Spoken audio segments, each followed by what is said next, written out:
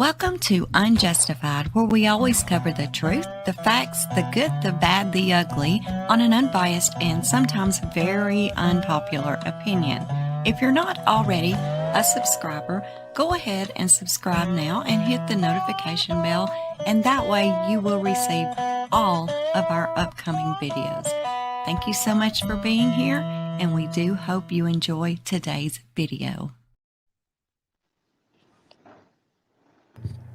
Hello, everyone. Welcome to What's Wednesday. Hi, everybody. I want to start off by thanking Jody and Sally and Anna and welcome you into Team Unjustified. Thank you so much for becoming a member. And Sally, Wendy, Tony, Bayou, Kara Ann, Gregory, Tony, Cherokee Rider, and I think maybe if I missed anyone, sorry. There, Mama Stone. Mama Stone. Welcome, everyone, and welcome everyone that's not even in the chat. Have we got one hell of a show tonight? Oh, man, it's taken me all week to try to put this together. There is things that I could not find that I was wanting to present, and Dave reminded me that I had talked about it in the past, and I just can't find it to present it. So if I can't find it to present it and show you, then I won't be talking about it, unfortunately, and it was very important. Welcome to Team Unjustified, Macrodis J. So yeah. And Dave is very upset, not really at me, but just in general, that I just could not find this piece of information. That's what happens when you talk at 4:30 in the morning, though. Yeah, and it had to have been years ago when I saved it. Had to have been. But that said, we can't bring it up because we can't show it. However, if I will continue to look, I'll make it top priority. And if I do find it, we're definitely just we're gonna put it right out there to you as soon as I find it, okay? Because it was very important. Basically, this whole live here built around it. I guess I could say that, right, Dave? Yes, and it's about CPS, so that's what the live's about. Yeah, but I mean, we still got a lot to bring you, and as always, you need to put this side and that side and the other side together and form your own opinion about it, okay? Because that's not for us to do. So I guess That's the same as me when I'm posting pictures and videos and stuff. Yeah. I don't like to put any captions on anything, but when I do, boy, do I ever catch hell. You know? So yeah, I'm just very discouraged that I could not bring that out because it was important, but I can't find it. Keep on looking, and who knows? Hopefully, we can find it, and we'll bring it up on the next What's Wednesday. Yeah, that'd be nice. If yeah, because I mean, we could sit here and tell you all day long what it is, but we're not going to do that if we can't show you. We're not. That's right. We just don't do that. So anyway, we're going to go ahead and get right into this now. As you know, this whole CPS rumor thing going around, it's just been rampant in this case. There is many people that believe that there was not one, and there is some that believes that, yeah, there was a case open. So what we have done, go ahead, Dave. I'm sorry. Mostly the CPS started actually when Bella was born because of her, what do you want to call it, her parenting skills. With her version of the baby wise, where she didn't feed Bella overnight. She just more or less locked the door or shut the door and let her cry herself to sleep, you know. So, and that is true. I mean, she said that herself. That's not something we're making up. No, not at all. And if you're not aware of all that kind of thing, go back and check out our other live where we talked about baby wise. We showed her screenshots. We talked about baby wise in depth. So if you're not aware of that, just check out that live stream and you'll learn a lot from that.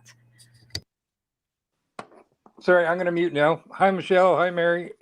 Well, what we've decided to do is we've just decided to get everything together that we could possibly find, excluding what I was really looking for. But either way, I think there's enough here that can let you form an opinion that you're comfortable with. Like, I just don't see why there wouldn't be. However, if we do find this piece of information, it could literally throw all of your and mine and Nelly's and everybody's completely in a different direction. But as of right now, since we cannot find it, this is where we're at. So we're going to start here. As most people know, that's been in this case very long. It's been said numerous of times that her friend Gina was actually the one. Now, this is the people that do believe there was a CPS case. Let me clarify that. For the people that do believe that, they believe that it was Gina Dietz that turned her into the CPS, right? Because of, I don't know, the baby wise, like Dave said, medical things. I don't know, but this is what they believe. It was Gina. So what we did is we pulled up a little bit on Gina, not like we're deep diving and digging into her, but just enough to touch the surface and to know just a little bit about her, because some people just don't know much about her at all. So, see, that's another reason too. They probably didn't want to give Dieter back to them too. But if you don't know this lady, this is where they got Dieter from. yes. That's why Dieter got his name is like the Dietz. So that's sort of short. Yes. And I learned that when I was reading the discovery. I was like, look at that. That is why his name's Dieter, because of who they got him from. That's what I assume. But I also hear that Dieter is a Italian name as well. So who knows? I don't think she ever clarified how he got his name. Hello, James. Good to see you. Okay, now I want you to listen closely when I read this. Pay very close attention, and I'm not going to say anything Dave's not, Nelly's not. We want to see if you catch what we caught in this, okay? Let us know if you did. And this is Gina. She said, I was the maid of honor in Shanann's wedding and moved them to Colorado so she could be our nanny. They lived with us for a year before building their home. I was in the delivery room with both kids when they were born. My kids are in therapy and just started sleeping in their own beds. It sucks to share someone you knew and loved with the whole world who thinks that they know her. I miss you, Nene, and do not send me PMs and friend requests. Okay. Reading it immediately, I'm just like, boom, it's weird. But do you guys find anything off about that?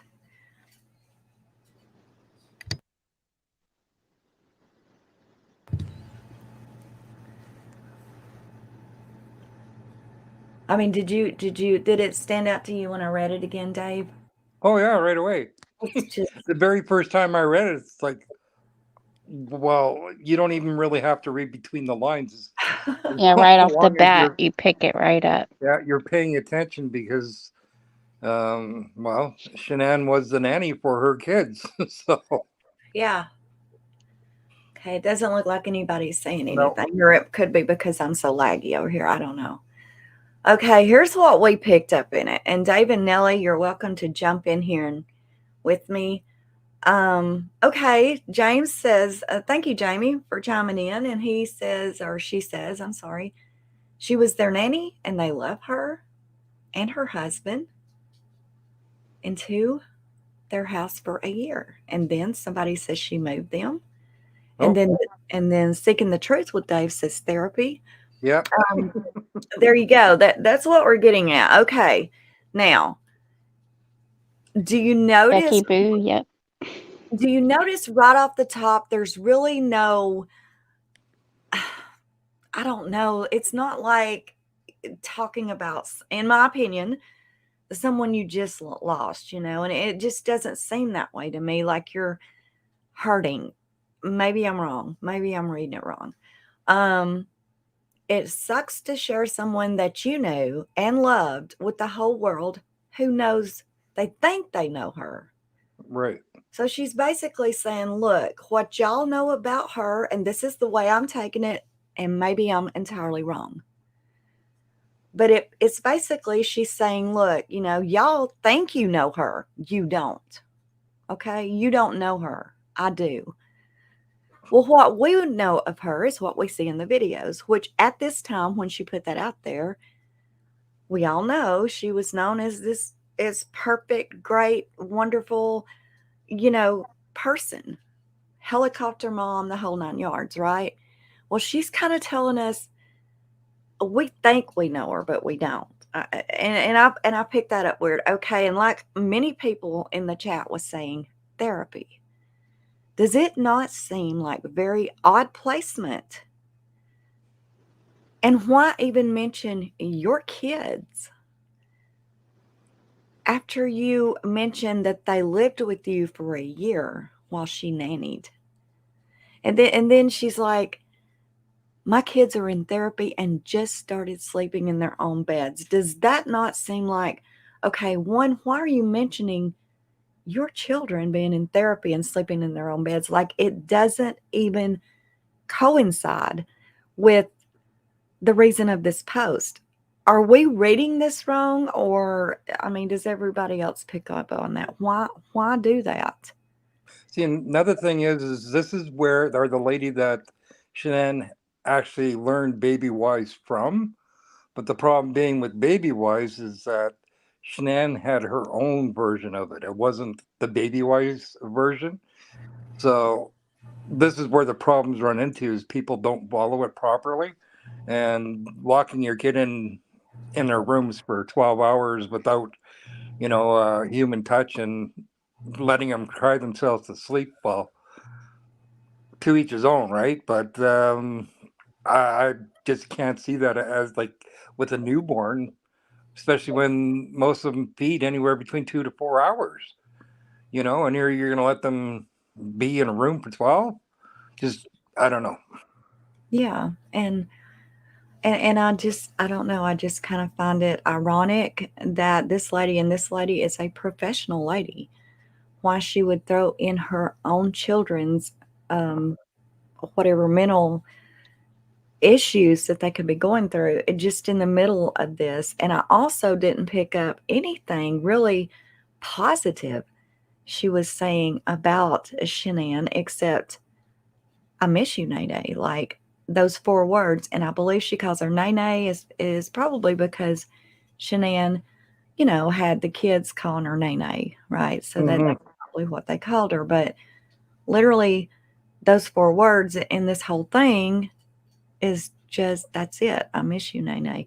And then she goes on to say, do not send me PMs and friends requests and whatever. But we just found this ironic. Like Becky Boo wants to know if maybe the kids are in therapy because their nanny was killed. It's a possibility, but it looks to me like if that were the case, maybe she would, instead of just throwing it out there that way, my kids are having a hard time with this. They're now having to be in therapy and things like that. But just to slam it, my kids are in therapy, it just didn't sit well with me.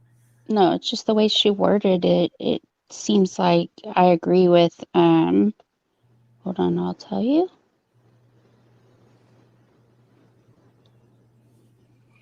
Carrie Ann, I agree. Like she's trying to tell us something without telling us. Yeah. Well, the whole thing is that she cut ties with the Watts too. She did. For whatever reason they moved out, if they were asked to leave or their house was actually done, I don't know. Yeah. And I mean, Chris didn't even know why, right? I mean, he Mhm. was, or he says he didn't. There again, Yeah, but you never know with Chris, right? that's right. You never know. So, That's like um, Chris saying there was no CPS involvement too. So he yeah, said a lot of things that, it's like protecting an image is what's going on, no matter who you look at. So you just have to take Chris with a grain of salt. yeah, Yeah, Jamie, check out our Baby Wise. I think we called it Parenting Unleashed or something. It's our What's Wednesday live. It'll be in the What's Wednesday playlist. Check that out. And there's a lot to learn about Baby Wise and the whole 10 yards on that live stream. yeah. One of the big things that Baby Wise brought out was Frank saying that he wasn't going to more or less obey by her rules while she was gone. And her thing was, well, I have the key. Because a lot of people, they were talking about, well, why did Chris have the key for the bathroom door in his pocket? And the big thing is because the bathroom were adjoining rooms to the girls. Mm-hmm. And that key for that bathroom door, I believe all the locks in that house were keyed the same. So the girls did have locks on their bedroom doors so they couldn't get out. Mm-hmm. So turn up the noise machine and yeah, let them cry or do whatever for the next 12 hours while they do whatever. Yeah, I think it was Frank that kind of commented on her, and he was like, "Don't let me find that key," or something like that, you That's know. right. So, thank you very much, Bayou, for your super sticker. It very much is appreciated. Okay, we were another thing about Gina that probably most of you already know, some of you may not, but we're going to let you know right now in case you don't.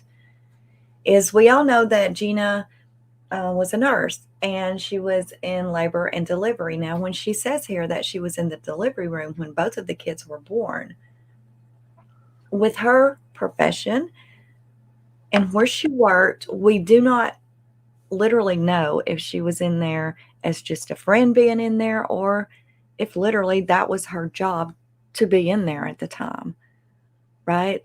So we can't say for certain if either way. What we do know is I've never saw any pictures of her and Gina together or Gina holding one of the girls or anything like that.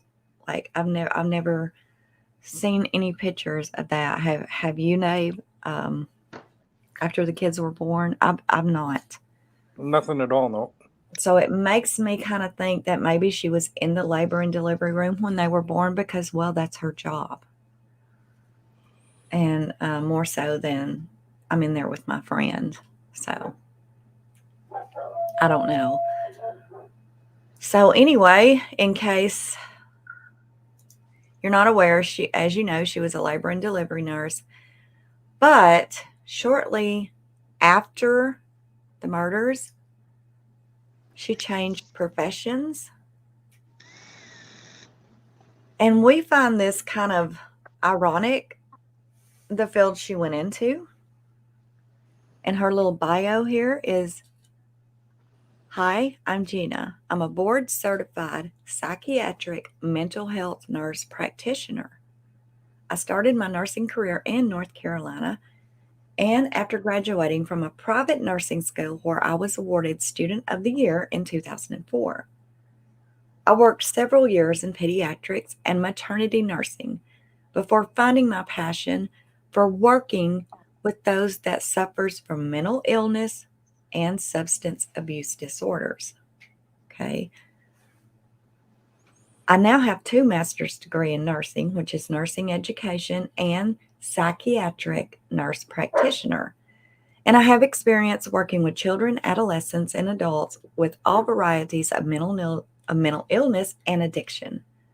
I have additional training in perinatal psychiatry and am comfortable treating psychiatric conditions in women during pregnancy and while nursing. I can help with your medication management and specialize in diagnosing various mental illnesses, including bipolar disorder, depression, anxiety, and ADHD. And I have a special place in my heart for those suffering from trauma disorders such as PTSD. In my spare time, I enjoy baking, traveling, nonogram puzzles, and reading true crime. So, we found that pretty interesting that after the murders, she did become something triggered her. You would think for her to want to change her professions from nursing and maternity and pediatrics over to mental health, substance abuse, psychiatry. I mean, does anyone else find that ironic to make that kind of change in your profession? Maybe we're reading into it a bit much, but and it didn't happen till after the murders. Let me pull that up. So here you will see she had 3 years experience. This is her bios. There's 3 different ones where I pulled her up on different things. And she specializes in addiction, anger management, antisocial disorder, behavioral issues, bipolar, borderline personality disorders, internet addiction, and I found that kind of crazy, medication management, narcissist personality disorders, OCD. These are the things that she specializes in now. And as you see here, she earned her postmaster's certificate in 2019. So that's a pretty big change, right? When you have went to school to be a nurse and you're in pediatrics, maternity, labor and delivery, and then for whatever reasons you're like, no, I'm in the wrong field. Does anybody else find that kind of ironic? Well, considering she said she had to put her kids through counseling too, so. Yeah. And it's almost like she's feeling, okay, this is my opinion, of course, but if she cut ties with the Watts and the murders happened, she might be blaming herself for what happened, as to Shanann, that she never helped Shanann deal with whatever Shanann was going through, the way she was putting the kids through. Yeah, Dave, and I feel that way. That's kind of the way I felt too. Like she might have think, maybe I could have fixed this, but instead of just, now this is hypothetically speaking, okay, this is not anything proven. This is just my thoughts. Like maybe I could have helped things. Maybe I could have done something and made a difference. Instead of just, turning my back and ignoring or not speaking or just getting away from the situation, I may have actually could have helped this. And I'm just saying, I'm not saying that is what happened, but that is a pretty big change of profession at a very awkward time, right?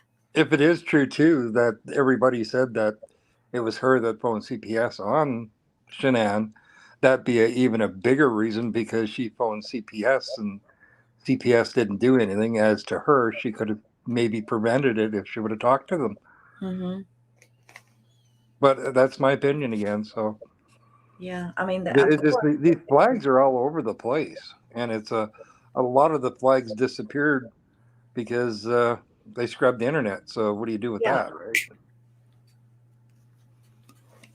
And Gina does seem like a very intelligent, and very professional lady. Look how much Shanann inspired her, right? Or Shanann was inspired by her. Like she even made her kids' bedrooms just like hers. So obviously this lady knew that Shanann was inspired by her, right? She knew this. But I'm just wondering if for whatever reasons, when Shanann started possibly doing baby wise the way it shouldn't be and things like that, and I don't know. Maybe she was like, look, I'm just not dealing with this. Nope, this is not the way it goes. And then after, as you say, after the murder, she was like, maybe I could have prevented this. I could have helped this from not happening. Who knows, right? But it's a hell of a job change in profession and a very awkward time. So what do you think, Nelly? I don't want to just leave you out, hon. I forget. You know, I don't want to leave you out, but Oh, you didn't. I agree. I was on mute. I didn't realize I was on mute still. I was talking to my son a while ago. No, I agree wholeheartedly. yeah, it just seems like, and that is a plus to Gina, because I do feel like that is a possibility. And she thought, I don't know, maybe I could have changed it. She did say, I'm the one that moved them to Colorado. Yes. You know, I don't know. And when you go back to this letter, it's almost like she does feel guilt. I moved them here, you know, to be my nanny. And I don't know.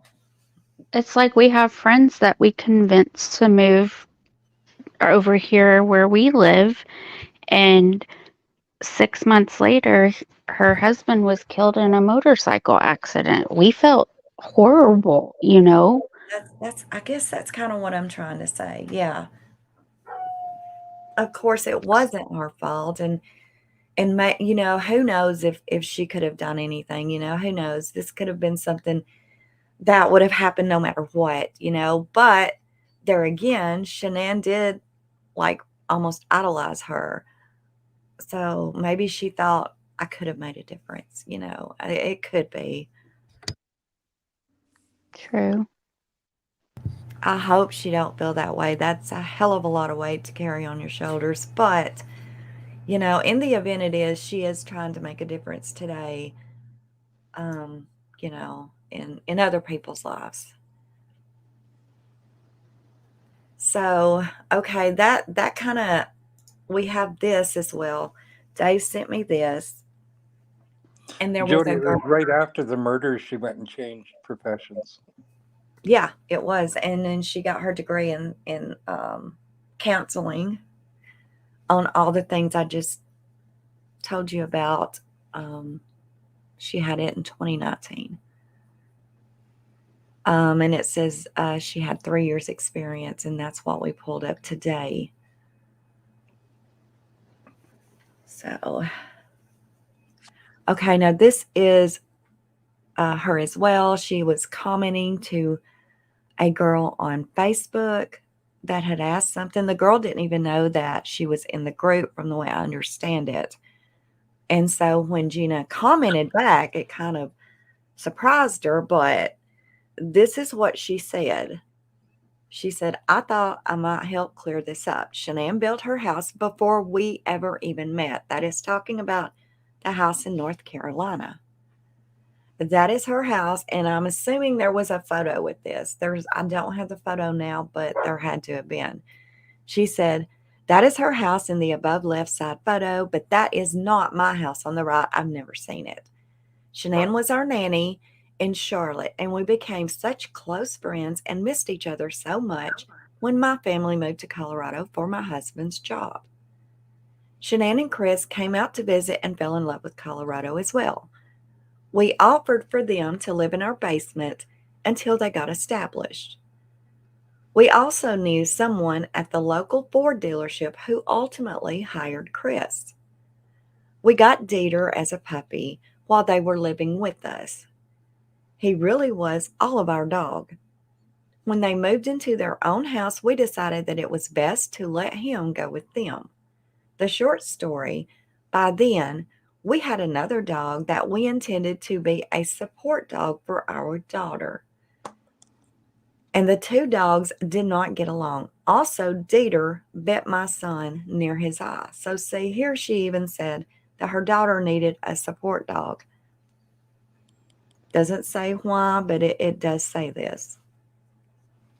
And this is when they gave her Dieter. So it sounds to me like when Shanann and Chris were moving, they had to get the daughter a support dog at that time, and Dieter just wasn't going to be it because he had bit her son. Is that how y'all picked that up, or no? Yeah. Mm-hmm. That's the way it sounds to me too.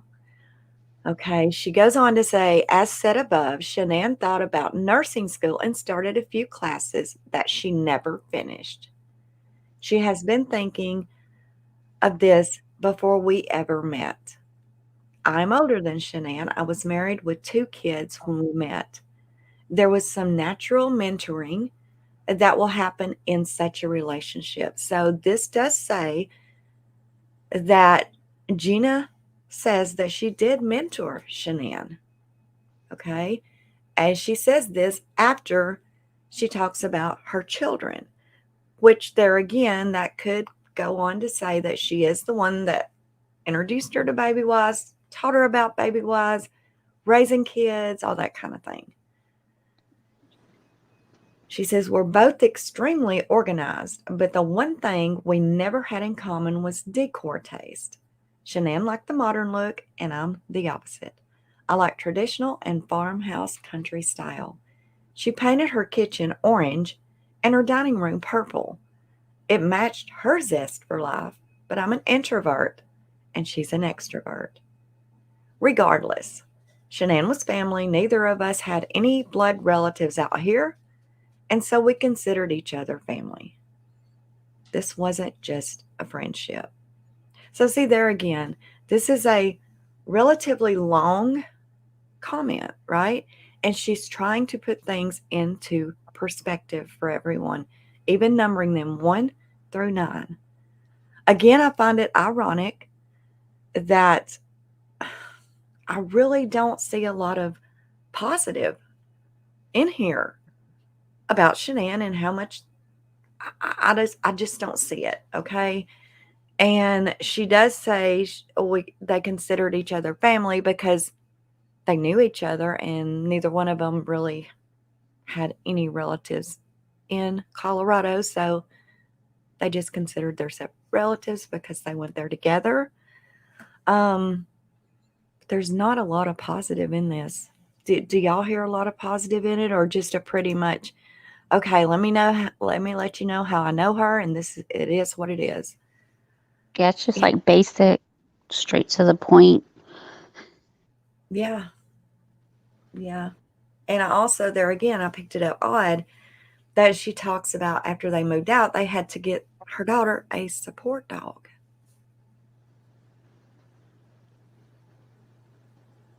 That's weird. It is. And I mean, you can't, I'm not making this up. You're looking at it.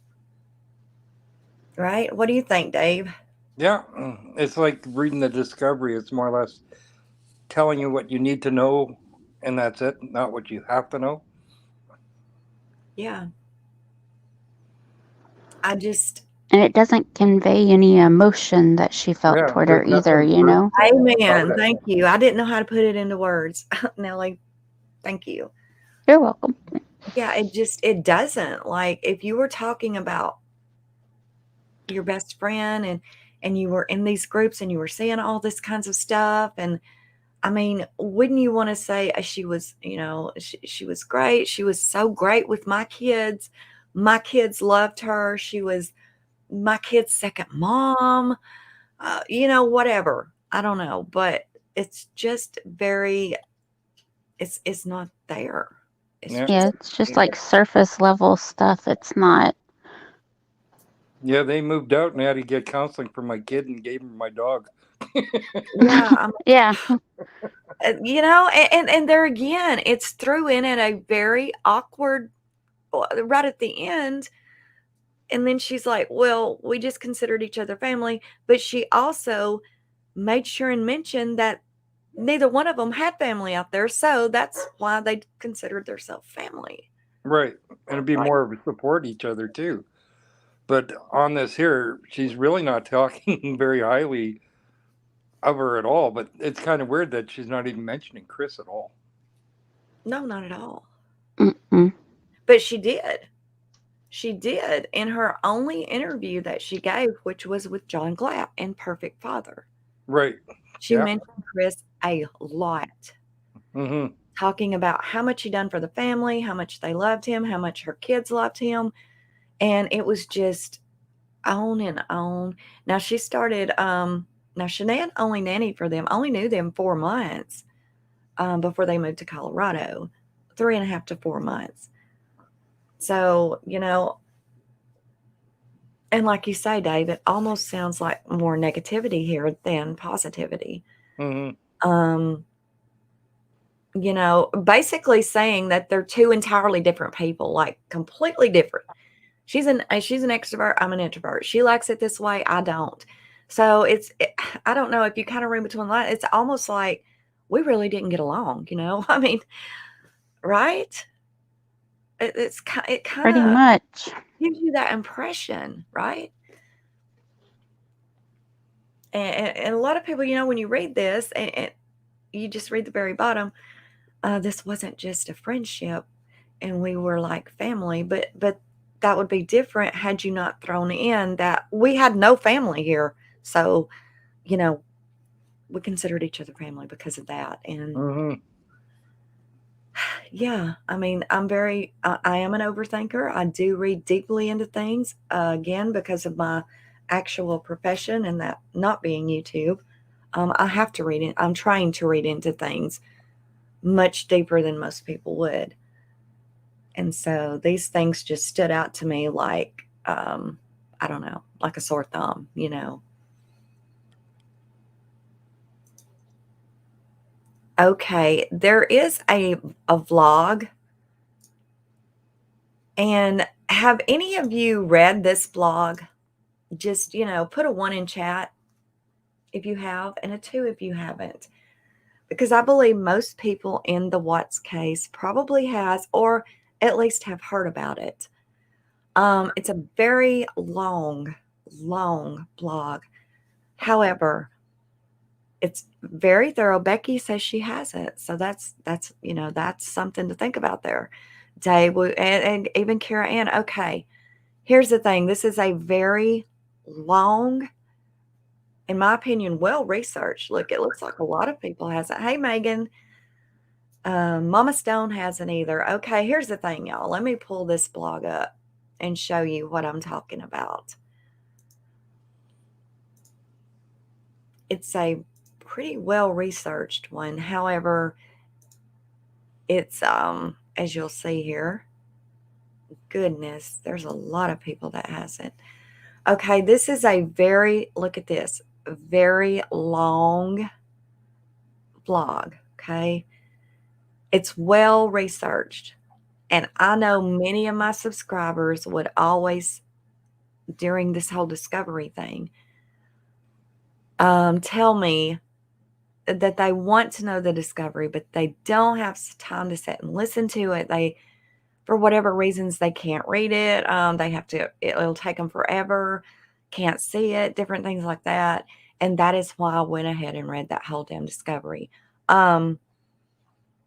So we can just give you a gist of what this is. If you want me, now I'll only do this if you want me to, because as you see, it's a lot, but I think it is very important.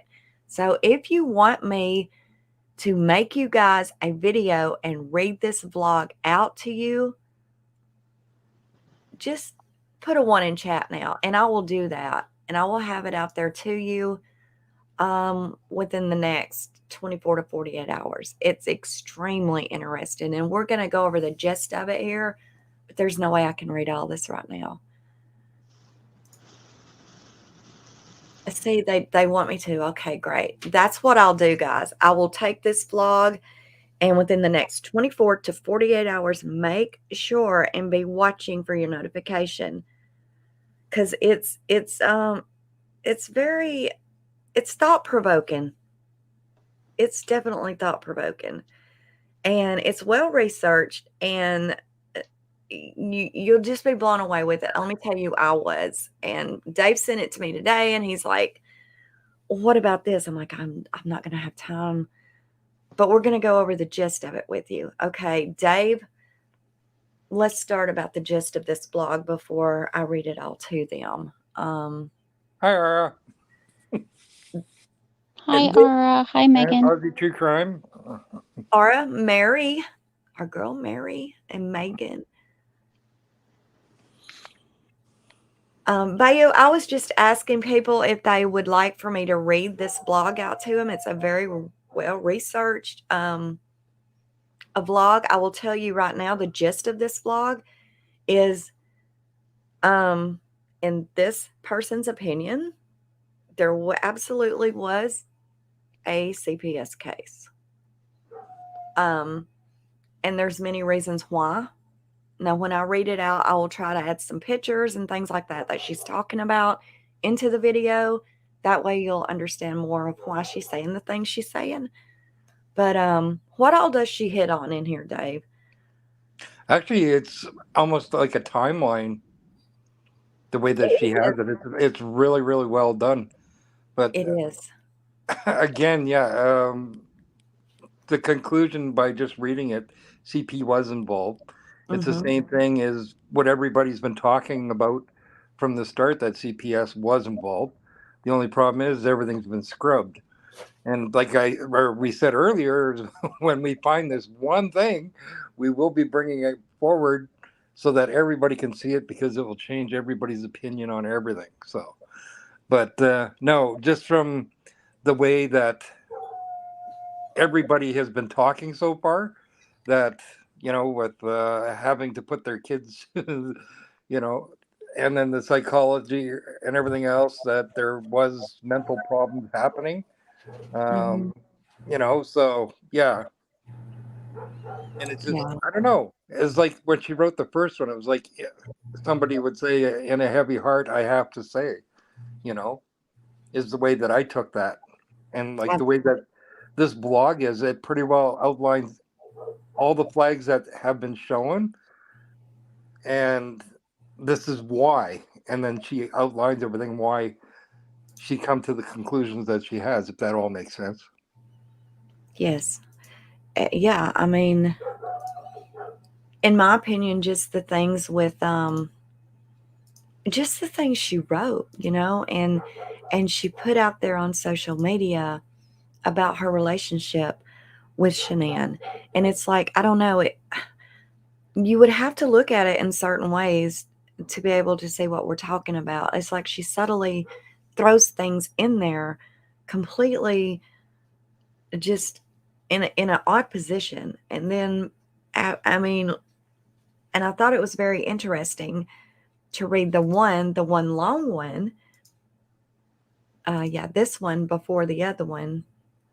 When right here, you can put it another way too. She talks about buying a support dog after they moved out. That's right. Yes. It's, yeah. It's like you can go either way. If you go Shanann way, or if you go Chris way. Chris, okay, so he's supposed to have been fooling around with Amanda, and then Trent, and then NK. Okay, so did he hit on her? Maybe is what I was thinking. The reason why they moved out. Then I started looking at the other way, the way that Shanann was treating Bella and Cece. Is that the reason why they moved out and cut ties with her? But everything that she's saying now, it's more or less Chris was this, that, and everything else, and it was all good. But then there's Shanann. She has to go get counseling for her kids now, and Shanann was the nanny. So Shanann was spending all the time with her kids while she was at work. Right. Yeah. RS says, my question is, who is the one that brought this case to CPS? We don't even know that the case was brought to CPS. We have no solidity on that there was 100% a CPS case. Or there wasn't, either one. We don't have that. What we're doing is bringing to you guys tonight everything we could find that could possibly tie into the CPS case. However, Dave reminded me of a piece of information that I had from years ago, and we looked for it. I cannot find it. So that said, we cannot even discuss it, because I'm just not going to do that if we can't show it. But it was a very important piece of information, and we're going to continue to look for it.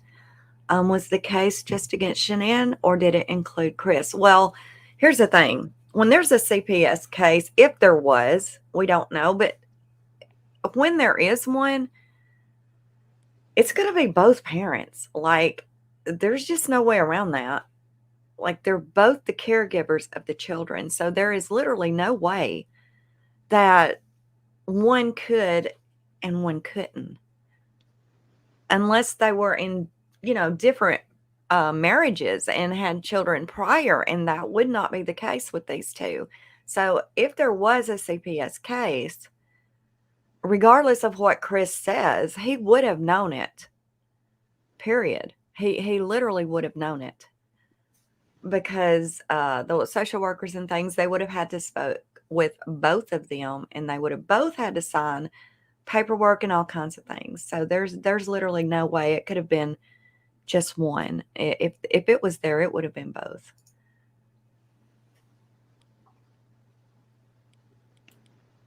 And let's see. Ara says, I'm trying to think of who would bring that case forward. Would it be the Watts? No, definitely not. I believe if there was a case, okay, I personally believe if there was a CPS case, it would have either been brought forward by this lady we're looking at right here, Gina, or doctors, medical, if there was one. That's my thoughts. What do you think about that, Dave, on Ara's question there? Actually, I agree with you both. The only thing is back, well, it goes back to what you told me earlier, though. But the whole thing is that the doctors back then in 2018, they're not, or were not as strict as they are nowadays. Mm-hmm. And that's why they were allowed to go doctor shopping all over the place. Yeah, and we know doctors are supposed to, and not only doctors, actually the first line of defense, and I know this from working with CPS myself, the first line of defense and protection of children is school teachers. That's and right. then, of course, doctors as well. That is the first line of defense for children, to turn in abuse, malnourishment, neglect, and those kind of possibilities over to the CPS. Mm-hmm. So But that's when you why. have newborns, though, they're not going to be seeing anybody except for Shanann, and like if they have friends over visiting, that they're the only ones that would know what was actually going on in the house. And with her doing her baby wise crap, 6:30 comes along, turn on the noise machine and shut the door, and well, see you in 12 hours. Well, that'd be one reason why somebody would call. Yeah, but Then the again, pediatrician would also pick up on the baby not being fed every 3 hours like they're supposed to. That means they're not going to gain the weight the way that they're supposed to. right? But with this pregnancy with Nico, she never even went to a doctor. So who knows how many times she actually went to the doctors when the kids were actually, young. Mm-hmm. Well, apparently a lot, because she thought they had everything under the sun. That was afterwards, though, as they were getting older. Because that's one thing with Frank said about Sandy with Shanann, that she went and took Shanann as what do you want to call it, a kid, where they were going around from doctor to doctor, and even took her to a brain surgeon. So Yeah. you don't know how old they were before they actually seen a doctor. That's true. I can't. Was she all into the doctor thing before Cece was born? Because I'm trying to think. And I think mostly the doctor stuff before Cece was born was reflecting on her, right? Something's wrong with me. That's wrong with me. This is wrong with Chris. That's wrong with Chris. Even Dieter. Because her family lived with her, right? Her family lived with her until Cece was born. Right. And then after her family left, and there again, this will, as I told you, we'll go on talk about that blog a little bit. This is part of that blog. When there was no one at the house with them, there seemed to always be an issue. The kids were sick, they were at the hospital, doctors needing this, needing that, but if someone was there was nothing wrong. That's right. And if you look at all the people well, we actually did a live on that too. All the people that lived in the Watts or with the Watts while the kids were growing up too. And it's the same thing as when their last trip there, Frank actually went with them to North Carolina. And it's like if the kids weren't there with family or friends, they were in daycare. Mm-hmm. You know, so, and it's Yeah. like, it actually in that blog, it does point that out too. You know, so. It does. And I'm gonna be bringing that blog to them, because I see a lot of people has not read that, and that's going to be very thought-provoking for many of them. That's why another reason why it throws up another flag for CPS. Yeah. Megan says that she thinks the case is deflecting from more important things that should be focused on, and that there again, that's true too. There's deflection everywhere. There's smoke and mirrors everywhere in this case. I think it was Aura that said who even started the CPS rumor. I could not tell you. By the time I got to this case, which was not long after it started now, that rumor was already very well out there. I don't know. Maybe Dave knows. That's I same know. with me.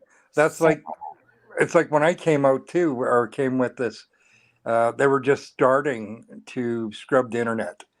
So the stuff that people were talking about, it could have been there, and just, they started scrubbing it, and it all disappeared.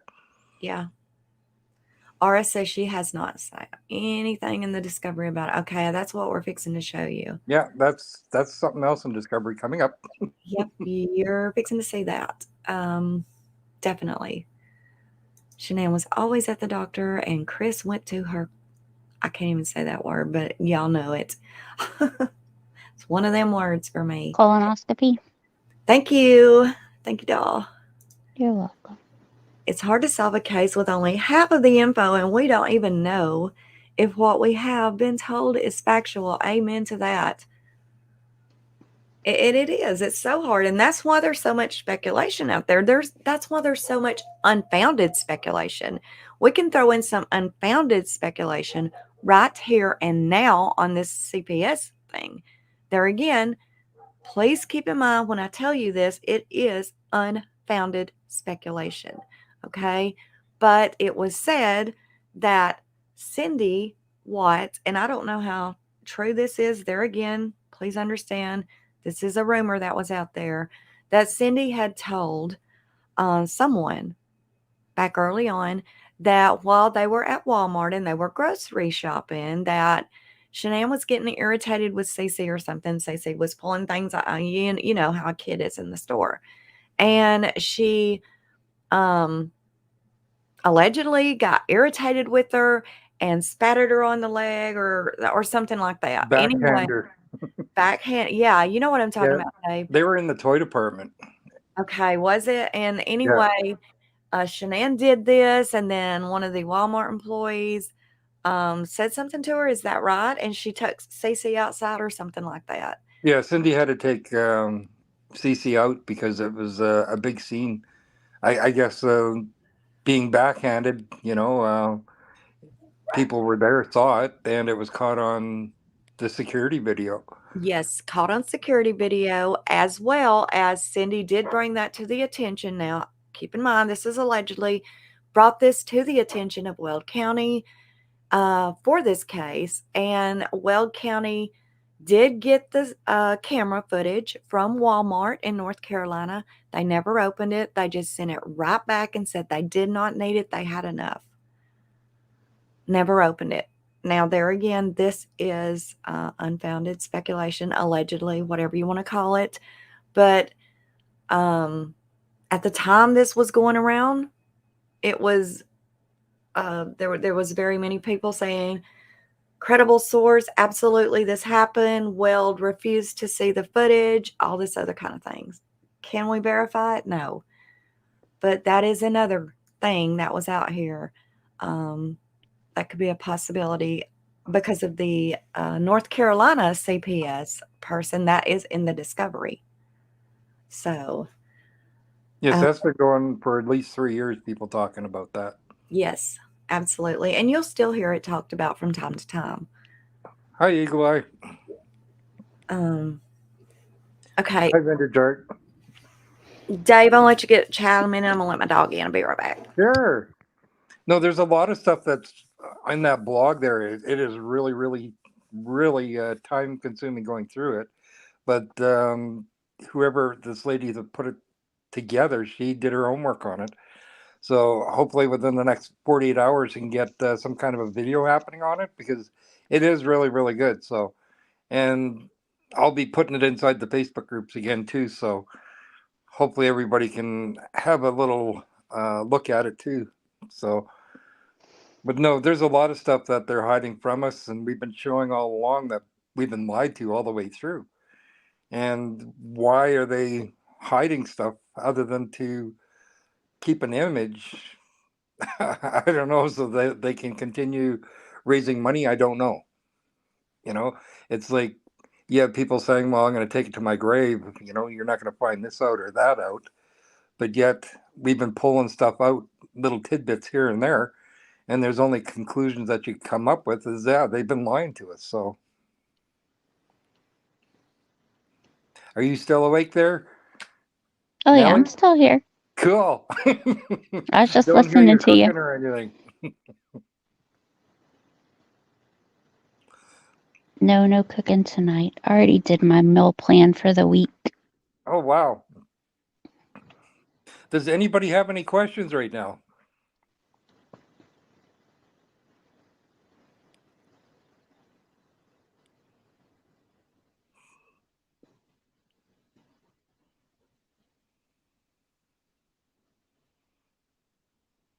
Don't look like it. But no, the stuff that we're going to be going through next is actually in the discovery, and it does link back to the incident in the Walmart, North Carolina. So, and it also links back to the up and coming family court that they had.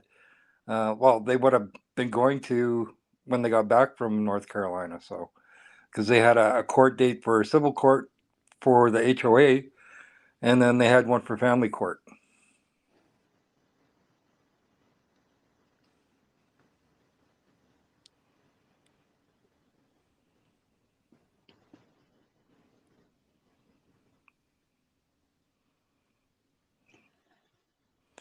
And I still don't see any questions. So I don't either. I was reading. 200 in chat. I'd like to thank everybody for coming out, especially this late at night. But this seems to be the only time we get to do things when the households are quieting down enough so that we can get things done. Yes, thank you, Dave, for taking over. Nelly, I appreciate y'all. Everyone out there, if you would give us a thumbs up or down, either one, we would really appreciate it. It does help the channel a whole lot. And we really appreciate it. Jody is Cole wants to know, why is it okay that DA Rourke wrongly explained to the court how Chris carried out the murders? Well, that's one thing. He can lie and do anything he wants. See, that's Yes. just part of being a DA. It's the same as the police when they're do the read technique. They can lie about anything and everything just to get a confession. That's why they don't do the read technique anymore. So, but no, that's just part of work. He can say and do anything he wants, and he's not held to like any accountability whatsoever. Right. James says, so there was a CPS in North Carolina and Colorado. Well, see, that we don't know. We don't know. And the thing with CPS is, as everybody knows, unless it just comes out, and it, like it did in the Summer Wells case, I don't know if any of you are familiar with that case, but it totally came out that there was CPS involved with that family. It was probably even the family that let that get out there. I don't know. But it's CPS. That stuff is sealed like a vault. Even, I mean, nobody can get that, really. Nobody can get that unless it's summons through a court. It's just really hard to obtain that. So Yeah, and that's because it's the young offenders. right. So we can't say for certain, yes, there was or no, there wasn't. What we can do is just show you what is pertaining, and we can talk about the rumors and why people believe that way.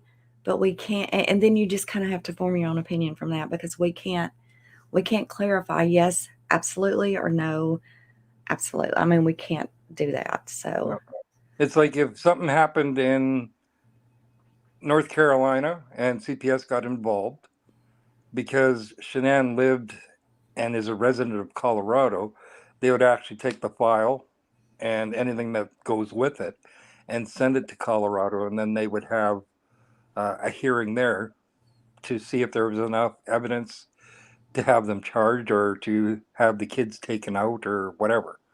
yeah, That's usually what happens. So they wouldn't get called back to North Carolina, and unless it was something really serious where they took the kids out of the house, hmm So, and the question is, what is the read technique? It's a technique, we have a whole video on that. yes, that the police use for interrogation. It's not an interview, it's an interrogation. Again, they can lie. They plant seeds in your head so that you'll confess to things that you never even did. Sometimes it'll go on for an hour, 8 hours, 12 hours, however long it takes to wear you down until you confess to doing something that you never done. Right. We on the video that we made, we actually took the steps that they use in the read technique, and we broke it down with Chris's interrogation and showed step by step that it absolutely 100% was the read they used on him. It also explains why the read is used, what kind of people they use it on. The video is out there. Was it a live? I think it was a live. It was a live stream we done, Yeah. and it was one of the What's Wednesdays. I don't remember which one do you. I'm sure it No, says it is. It does say read technique on it, though. Megan says, why is it okay that hardly anything was done by the books in this case? And ain't that the truth? That's another thing we're about to show, how they totally messed up this child death investigation. It completely, absolutely, by the DOJ, the National DOJ guideline book, it was not followed through with at all. Well, you got to remember, too, like FBI, everything points to FBI was the lead investigator on this case completely. So anything that the FBI finds, they don't have to disclose it to the public. So when they have, CBI come in, CBI can release anything they want. And that's what they did, is they released what they wanted to give us. Mhm. So anything that happened with CPS or anything like that, FBI will have it. Same with Rourke. He'll have anything and everything that happened, that truly did happen. They know exactly what happened. With the plea agreement, Chris can't talk about it unless Rourke says so, and that includes to Cindy and Ronnie. Otherwise he'd break a plea agreement, and he'd have his butt back inside Colorado, where he doesn't want to go because they'll kill him or tell him how to kill himself, like they were doing. Yeah. Yeah, prosecutional misconduct is very hard to prove, which is another reason why DAs are untouchable. That's right. That is right. It's almost impossible to prove misconduct with them, because it's like a word. They know what they're doing. They know how to back up anything. It's like the way Rourke done his final statement in front of the cameras in the court, which was ridiculous the way he done that, in my opinion. It was wrong that the family had to learn about certain things in front with cameras in their face. That was completely ridiculous. I also have a video of other big prominent attorneys talking about the way Rourke handled that in that court, and they are literally like, he had no right doing that. No, it's like the injuries that happened to Bella. The first time, this is serious now, the first time that the families, including Chris, heard about the injuries done to Bella was when Rourke was reading that off in court.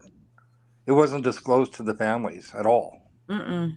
And it's like when they went to visit Chris in Dodge, he asked Lee, well, what were they talking about? What injuries? Because he didn't know what they were talking about.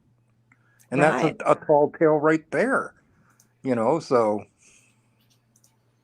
Yeah, it but no, wasn't it's gonna be a for, trial. Isn't that the truth? Megan, they knew there wasn't going to be a trial. I think that was what, on the 13th or 14th when, no, when was it, Dave? Oh, shit, when was it? 14th, I think it was. I can't remember. I don't know. Whenever they talked to Nicole and her dad was like, so if he does plead guilty, there's not going to be a trial. So obviously there had already been some prior chitter chatter between those two, because Dwayne was basically confirming with what's his name? Coder? No, it's not Coder. Koback. He was Go back. Yeah. basically confirming with Koback, okay, so if he does go ahead and confess to everything, there's not going to be a trial. So if you listen to that and the way he puts that out there, it's a confirmation. It's a confirmation. It may be a question, but it is a confirmation question. Like, he was wanting confirmation about what they had talked about prior.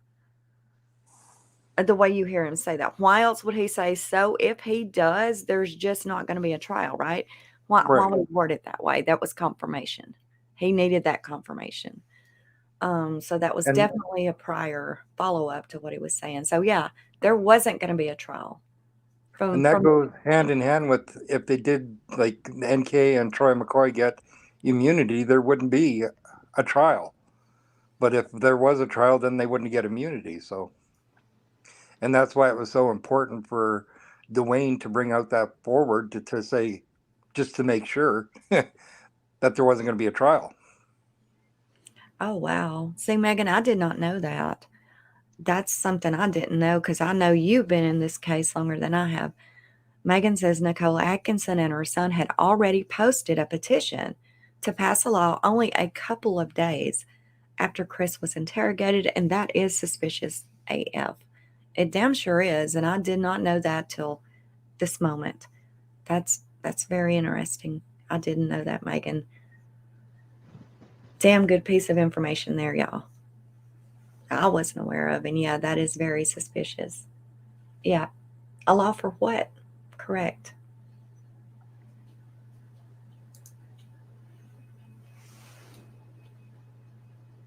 Why is he so scared of Colorado? Realistically, he shouldn't care.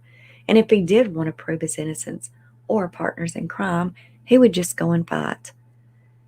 Yeah, Well, they're telling him it doesn't matter if you killed one person or 5 or 4, you're still going to be there until you're dead. And with Chris, he goes, well, why? It's not going to bring them back, so why tell the truth? So if he's trying to protect an image, he's not going to tell anybody what actually happened. Why bother? He's not going to get out. And he's scared of Colorado jail. Yeah, because they wanted to kill him in there. If they're going to take away 1 life sentence, he's still got 3 to go, or 4 to go. Sorry. So yeah. Why would you bother saying anything? Yeah, what would be this? When what would it even matter? No.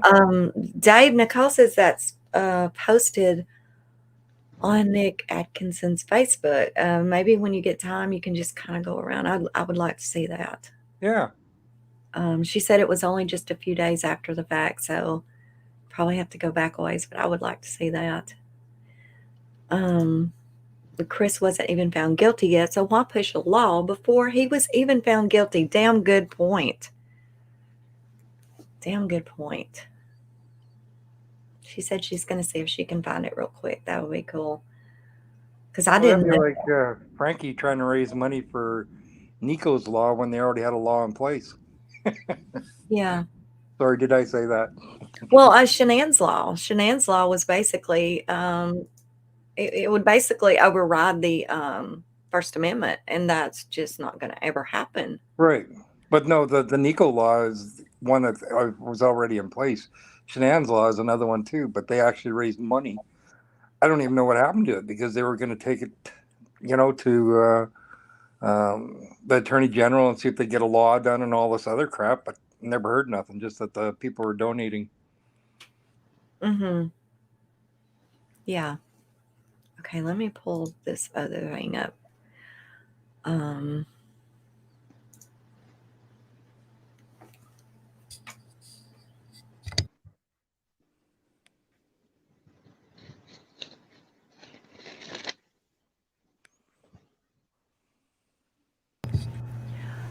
Okay, this is for someone said a while ago that they never saw anything about it in the discovery. Okay, we're going to hit on, right now, we're going to go ahead and hit on what is in the discovery that made so many people, including myself, side-eye. Was this a CPS case that was open? So, and I'm going to be honest with you, up until last week when I started deep diving, I was even going as far as going into parts of the dark web looking for things. And I have to be quite honest, the things that were in this discovery, I was like, there's no way to I mean, it's there. There was definitely something with CPS. It was there. But then after you go deep diving, then you start questioning it. But then again, after you look at Gina Dietz's things, after you look at this blog that I'm going to be bringing out to y'all as well, there again, you side-eye those things too. So what I'm going to do is I'm just going to bring out to you right here, right now, what is in the discovery that has to do with CPS. Then I'm going to come back and show you the things that I found that would coincide with the things that's in the discovery that would kind of be like, well, no, maybe it's not a CPS case because this does coincide with that. But anyway, I'm just going to bring it to you and let me know what you think about it. This is in the discovery. Obviously, this is page 92 of the discovery. Right here, the second one, the second line here. And this is a different program I haven't used yet, so I really can't, I don't really know how to zoom it on this program. But anyway, it says Renee, Child Protection. And this is a note from Supplemental 15 of Purcell. And he was just taking notes of calls that came in. So a Renee from Child Protection with area code 910. And of course, the number is redacted. Okay, we all know 910 is a North Carolina area code. So say that there's nothing else in here except this, where this Renee from Child Protection called, and I guess wanted a follow-up call from 910 North Carolina number. I bet you dollars to donuts there was more, just like that the 9 a.m. call, the wellness check that they tried covering up on us too. Mm-hmm. So there's tidbits that they didn't take out completely. And I think that's what just happened here with the CPS call. Yeah, quite possibly. So I did go and I did look around in North Carolina to see if I could find a child protection worker with the name of Renee. And it was a fail. I couldn't. However, we are in 2023 now. Okay. And this was 2018. So there's a likely that this Renee does not work in child protection anymore, or she's moved to a different place, or whatever. Now, the statistics does show that most of the social workers and things like that only last a few years and they can't deal with it anymore and they quit. Okay. Or they go on to something else. So that could be why we can't find a Renee, but either way, whatever the situation is, I could not find a social worker by the name of Renee, but I did look. But it is what it is right there. Renee, Child Protection in North Carolina. Now, that said, since I can't, everybody's like, okay. And I was like, okay, now this is weird because they did not live in North Carolina. The girls were born in Colorado. So why would there be anything to do with CPS in North Carolina? It just wasn't making sense. And so then that brought us back to the, as we were talking about earlier, the unfounded speculation of what happened in North Carolina at Walmart, right? I mean, there's where our mind went. Maybe that's what it was. Maybe CPS was called when that happened at Walmart, blah, blah, blah. All allegedly, of course. But that's the that only would place tie our in mind with could the go. family court too. That was up and coming in Colorado. Well, see, the family court thing, I found something completely different on that. So I don't know. But there again, let me throw this out really quick. about the North Carolina thing. And there again, I'm not going to know if this is why there's a North Carolina child protection issue here. However, I can tell you this.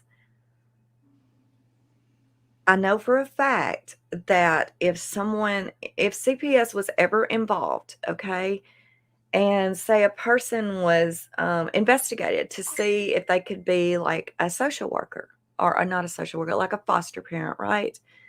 And they're looking into them and they get a flag. And this flag will be that they have had some sort of past history with CPS. However, that past history goes by your social security number. So even if that past history with another DHR or CPS, we call it DHR here, it could go all the way back to your childhood. So and I'm not saying this is a fact because I damn sure don't know, and I'm not putting it out there, but I do know this is a fact.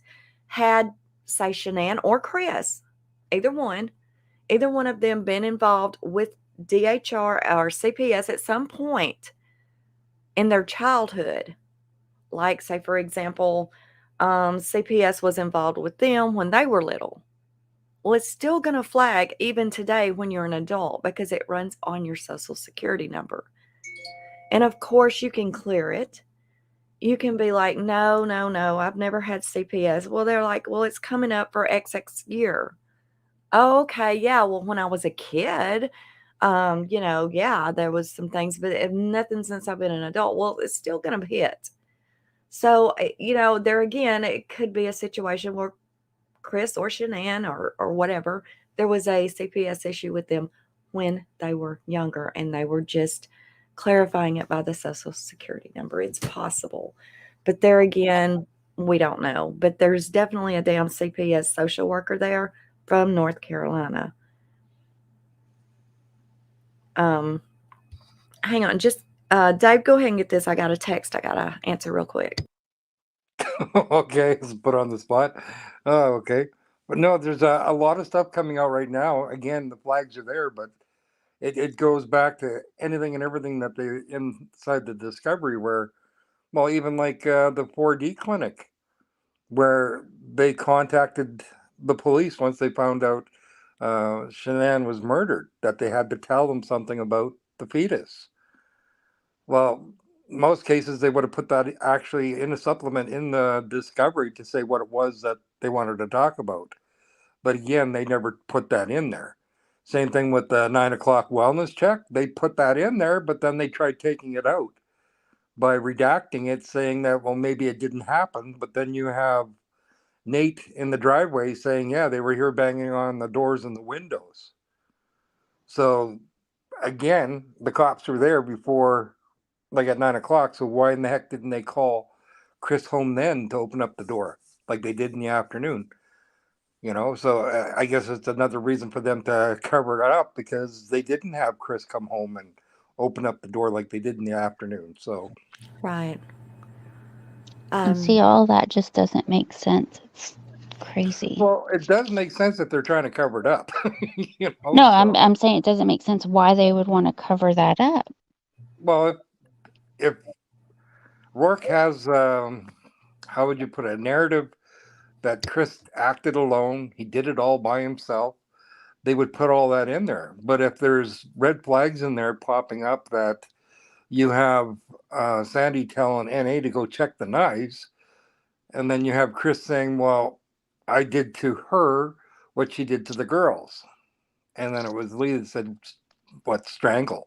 Okay, so Chris has always said that Shanann killed the girls, but that doesn't fit the narrative that has him in jail for 5 life sentences. Okay, so this is why they have a narrative of their own. It's like Rourke saying that, what was it, Chris and NK were going to go to Aspen. Well, no, it was Shanann that booked the trip for Aspen. So what do? He's setting a narrative to make it look like Chris did all this. No, like Chris is where he's supposed to be. no matter if he killed Shanann and the girls or just Shanann or whatever, he knew about it and he could have stopped it, and he never. There So you he go. is where he's supposed to be. So I'm not, a Chris lover or a Shanann lover or anything like that. Definitely not. No. I just No. want the truth. Well, yeah, I mean, your mind runs a lot like mine on a law enforcement legal kind of, and it's hard to. You're supposed to keep your emotions out of things, and I know it's hell to do that, but in order to get to any sort of thought in your own mind, a theory in your own mind, you literally have to do that. It's hard, but you have to. Jody says Frankie Jr. in North Carolina. No, I don't think so. No. Frankie did have some issues in North Carolina. That is a fact.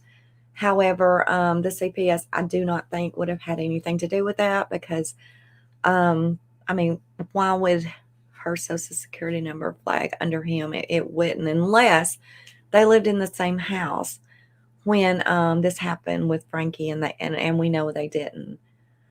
So, No, because that actually would have came up with Frankie too. yeah. With the actual court case that Frankie had. Yes. So he wouldn't have been able to get probation. They would have just Exactly. he would have been doing time. So Frankie had no involvement with Bella then at all. Right. Okay, here's another part of the discovery. It says Shanann and Chris, Weld County has a court date on August the 24th, 2018 at 8:30 a.m. It has a case number, and then it says family court summons to return. Now, this has also been an eye-opener because it literally says family court. There for a while, I thought, okay, it's family court. It's not a civil case, or it's family court. So this has to do something with it, right? And so there's where I left it, right? In my head, there's where I left it. However, when we decided to do this show, I pulled a little deeper because I'm not going to put anything out there that I don't know for certain. So as you see the court date, I hope you can see this again. I can't enlarge it until I learn the software, but the case number is going to be 22018. That is going to be 2018, of course. C, meaning civil. And then you have 34877. That is the case number. So that is how under co-court, you would look this case up to see what in the hell this case is. So putting this case number into co-court, this is what we come up with, okay? August the 24th, 2018, just like it states on this, the 24th, 2018 at 8:30 a.m. 8:30 a.m., we had Christopher Watts to return date to summons. Okay, that's what we have right here, summons to return. So it's Cochran that actually made this, and she wrote it down right. She absolutely did. What she didn't write down right is family court. And maybe people looked at it as family because it does have to do with the family, right? But it's not the way most of us would look at family court. We think CPS and things like that, divorce courts and things like that for family court, custody cases. However, that's not the case. Here is the case number, same one, 2018 C 34877. That's the exact same one he has wrote here. And this is going to be 8:30 a.m. Wyndham Hill Master Association Incorporation. There's the court date again. This was absolutely for the HOA fees. There's no other way to look at that. The case number lines up, the time, the date, everything. And I know this one piece of information in the discovery has literally took everyone, including myself, believing that this had to be, just because it says family court right there, this has to be something about divorce, children, custody, something of that nature because it says family court. However, that's just not the case. It's not. When you pull this case number, this is literally the HOA court date. So is there anybody else in here that has looked at that piece of information in the discovery and saw where it said family court and immediately thought, there it is? I mean, there it is. They had a CPS case they had to go to court for. Is anybody else in here like me that thought that? I know I did. How else do you look at family court, right? You look at it as divorce, custody, child, social workers. Is that right? Is that the way you look at it, Nelly? That's family court. I mean, it is what it is. What do you think, Dave? I mean, did you ever look at it that way? I was looking at it, and a lot of people said that when you have family court, usually the file number starts with an F. Well, it's a civil, I mean, it's a civil case, right? Right. But for money. They also said there was supposed to have been two. One was supposed to have been, I think they said on the 19th. And then they had another one that was on the 24th.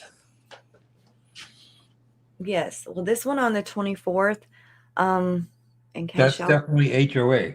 Yeah, in case anybody out there ever hears, well, they had this family court thing on the 24th, you know, and that's definitely CPS. Well, screenshot this, because when I pulled this case number up, this is what it was, and it does match perfectly with the note here. The only difference is the note says family court. So Cochran, when he took this note, maybe he just had family in his mind. I don't know, but it's the correct case number. There's really no disputing that. And that's pulled straight from co-court case numbers. So, yeah. So that part of the discovery, maybe I was able to answer that just a bit. Okay, this is a handwritten letter from Chris. I don't know if have you saw this? I'm sure you have, Dave, Nelly. I know y'all probably saw this. Okay, let's see what Megan says here. Okay, the petition has since been taken down, but Nicole Atkinson posted the link to the petition on August the 22nd, 2018 to charge Chris with 4th account of murder. Oh, wow, man. I would really, it's probably got to be out there somewhere, Megan. I'm sure somebody saved it, and now you've got me on a hunt. I need to find that, because that's interesting. I can take a look when we're done here, because there's a way of looking stuff up on Facebook, even if it's been deleted. So yeah, great. Okay, that'd be awesome. And Megan said she's got it saved somewhere too. Yeah, if y'all find that, I would love to see it. I mean, I'm not, of course, doubting y'all, but I would just love to see it for my, Vintage says, where did they even get that information about the family court? And did they see the notice from the HOA or something? There was several notices from HOA that was in the mail. Chris had gotten several of them while Nicole was in Shanann was in North Carolina. Yeah, that's when actually they say when Chris finally found out how bad things really was, because Shanann used to pick up all the mail all the time. He never got to see it. But since she was gone for that 5 weeks, he was picking up the mail and got to see what it was actually owed. Right. Yeah, and he says he was kind of like, what the hell? But he also did in his prison interview, if you remember, he said that sometimes Shanann would call him and be like, well, can you pay the mortgage today? And he's like, yeah, okay. So that's kind of weird too, because he says he's not a part of any of the finances. But yeah, he does say in that interview that when she asked him to pay the mortgage, that he said, okay, he would. Well, how in the hell is he going to pay it if he doesn't have access to any finances? So there again, that's Chris. You have to take what he says with a grain of salt. Well, it's the same thing too, is when the plates ran out or insurance on the car, he had to call Shanann to get her to put money in the account so that they could keep the insurance or the plates up or something. I can't remember what it was. Do you remember that? Yeah, I'd say it seems like I do. Yeah. Okay, this is Chris. Handwritten up by Chris. His writing's hard as hell to read, but I'm going to do the best I can because some people may not have seen this. Chris says, I never knew anything about the Child Protection Services claims. This report about Shanann only being allowed around the kids 90 minutes a day is something that never was made aware to me. Now, this would have been made aware to him by the CPS. So unless he's lying, which, that there again, that is quite the possibility with Chris, because there is things sealed, there's things redacted, and we just don't know. But this is what he says. If it was true, I would think that I would have been notified. I will admit I was in the dark on a lot of issues, but I just can't see that being veiled from my vision. I guess there is a CPS claim out there, from what my parents tell me, and a court date. But I was not in the know of this, if there is any validity to it. When I worked on the weekends, Shanann was with the kids by herself. She took the kids to school early during the week because she liked to keep a schedule and get the day going early. She used the time alone to work the Thrive business, and I would go pick up the girls when I got home from work. There are so many things that don't make sense that people are grasping at that have no something in my eyes.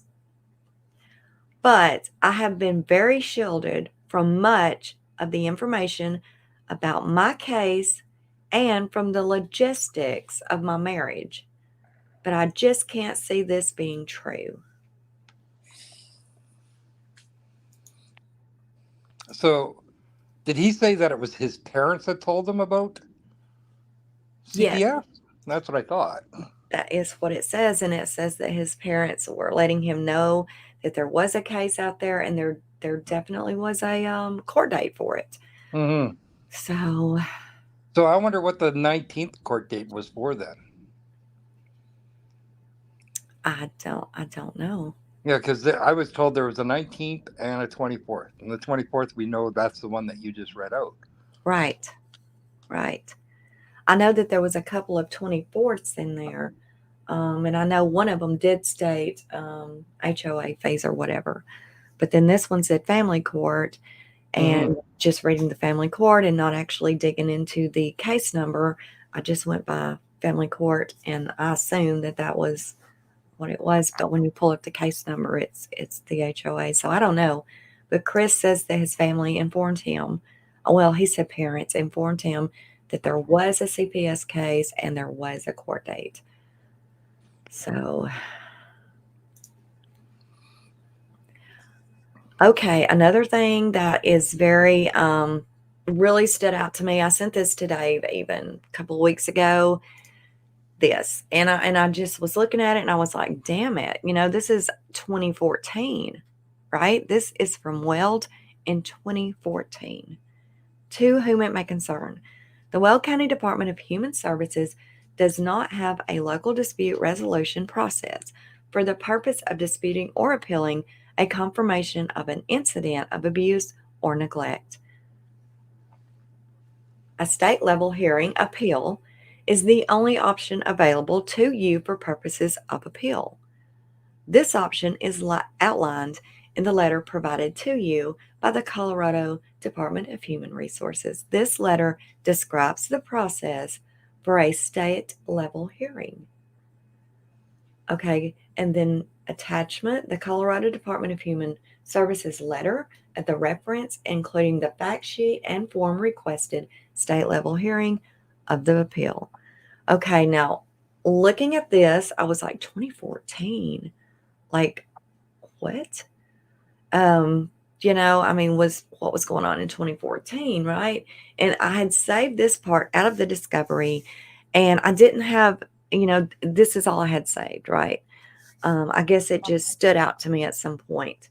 But anyway, looking at it, it was like, what in the hell? So when I went in deeper for this show, I do find that this is not really anything of relevance at all, like I thought it was. So let me tell you what I mean, or let me show you what I mean. Okay, at the top here, you see letter 44.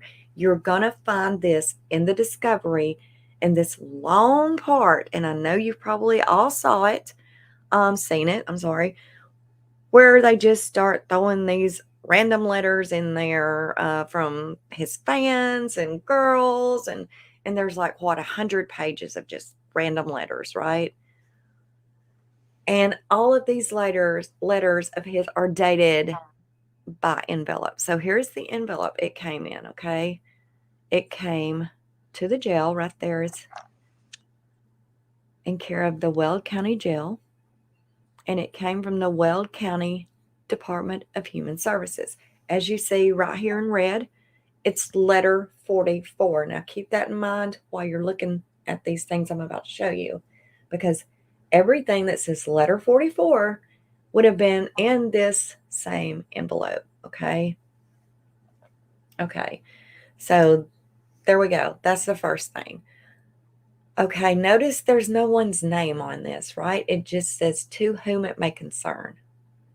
Okay, so looking deeper into this, I'm like, okay, this is a form letter. This is something that has been added to the other letters, okay?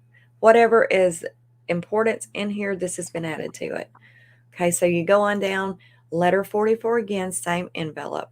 And this Christopher Watts, Weld County Department of Human Social Services, has completed an assessment of an alleged of child abuse and or neglect. The allegation has been confirmed, and you have been identified as the person responsible for the incident of child abuse or neglect detailed below.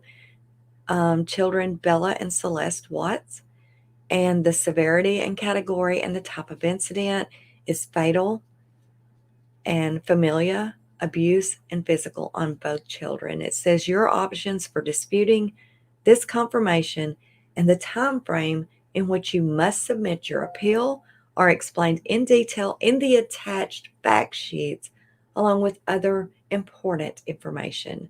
So there again, that's going to be part of this. That's telling him how to appeal. Okay, it just goes in with that. Okay, there's more letters in this envelope. Again, letter 44, letter 44. And this is just explaining to you what is child abuse, all these other guidelines about it. All of this is in the same envelope. Letter 44, letter 44. And this is what he can fill out to appeal it. If he wants to say, no, I'm not responsible, he could appeal it right here. And of course, this is saying your social services have been changed as shown below. And the action is ineffective on October the 2nd, 2018.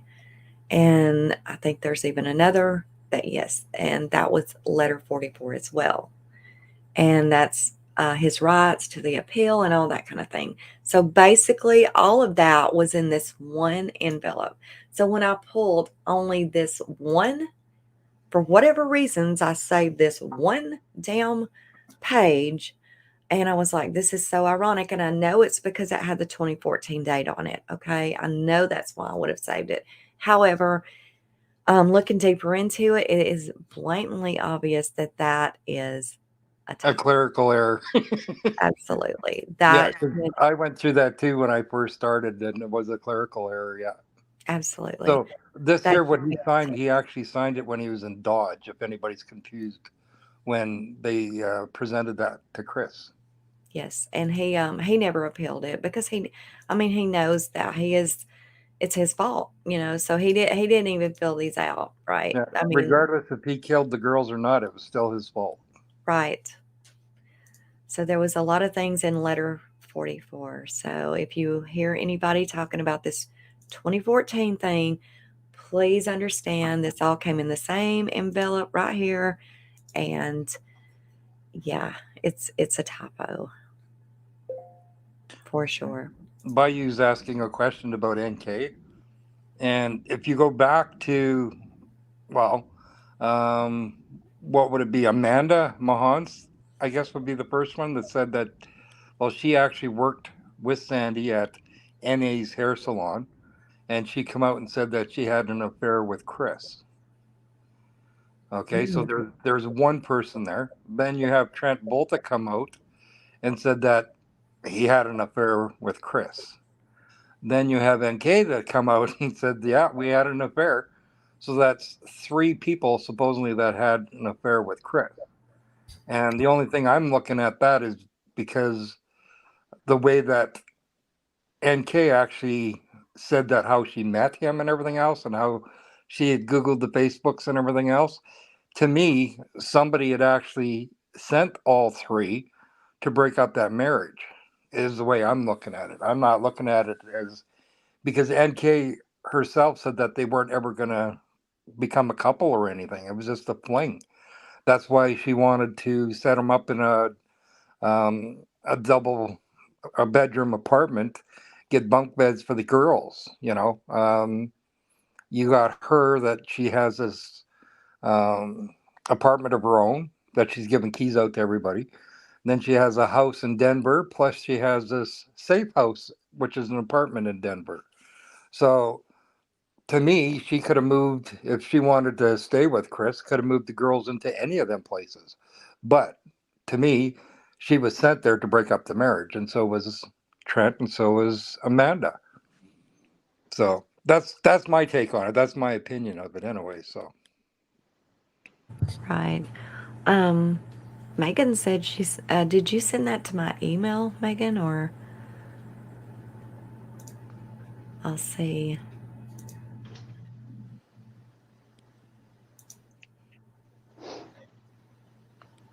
Yeah, she did. Okay.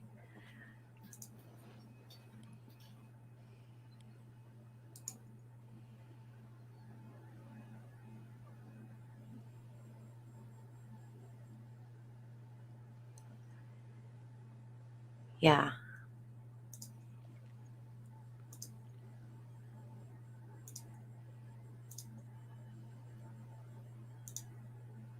Yeah, I'm still here, Dave. I'm just looking at I the can hear email. you clicking.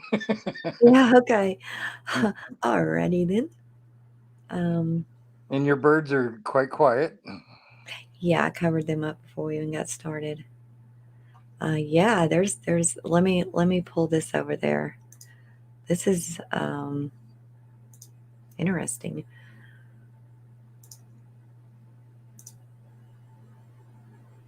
Thank you, Megan. Because I didn't know. I did not know this. Did you know that, Dave? That they had that petition? I heard about it. I never saw it though. Yeah.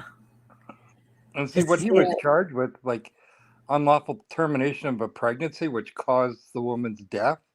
They were actually used that here for like illegal abortion clinics and stuff like that when the woman dies from hemorrhaging. So with them charging with that, they could have charged him with anything else or even worded it different. They didn't have to charge him with that. Because the way that it's worded is that's how she died. It wasn't from strangulation or asphyxiation. It was from the termination of a pregnancy. Yeah. Okay, this is a change.org. It says change Colorado's unborn murder law and charge Chris Watts with 4th account of murder. Nicholas Adkins and has signed it.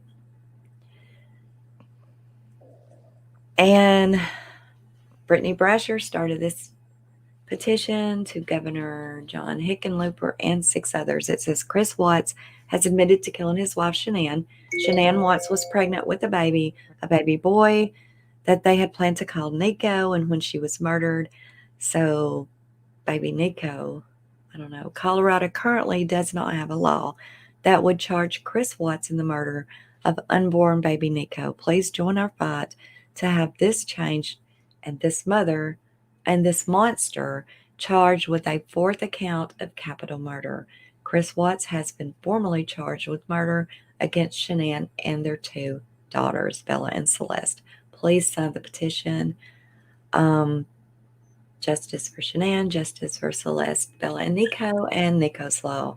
I'm aware that even with the growing support, it may not be possible that this will affect the charges against Chris Watts, but it is my hope that if it doesn't, it does soon go into effect and that not just Colorado, but every state adopt this law for any, God forbid, case like this in the future. I think it should be called Nico's Law. So like she says, Chris had not been charged yet. So yeah, that's yeah. I mean, there is 107,184 that have signed. So yeah, that's pretty damn interesting. Thank you for sharing that with me, Nicole. Megan. Oh my God, I didn't even know this existed.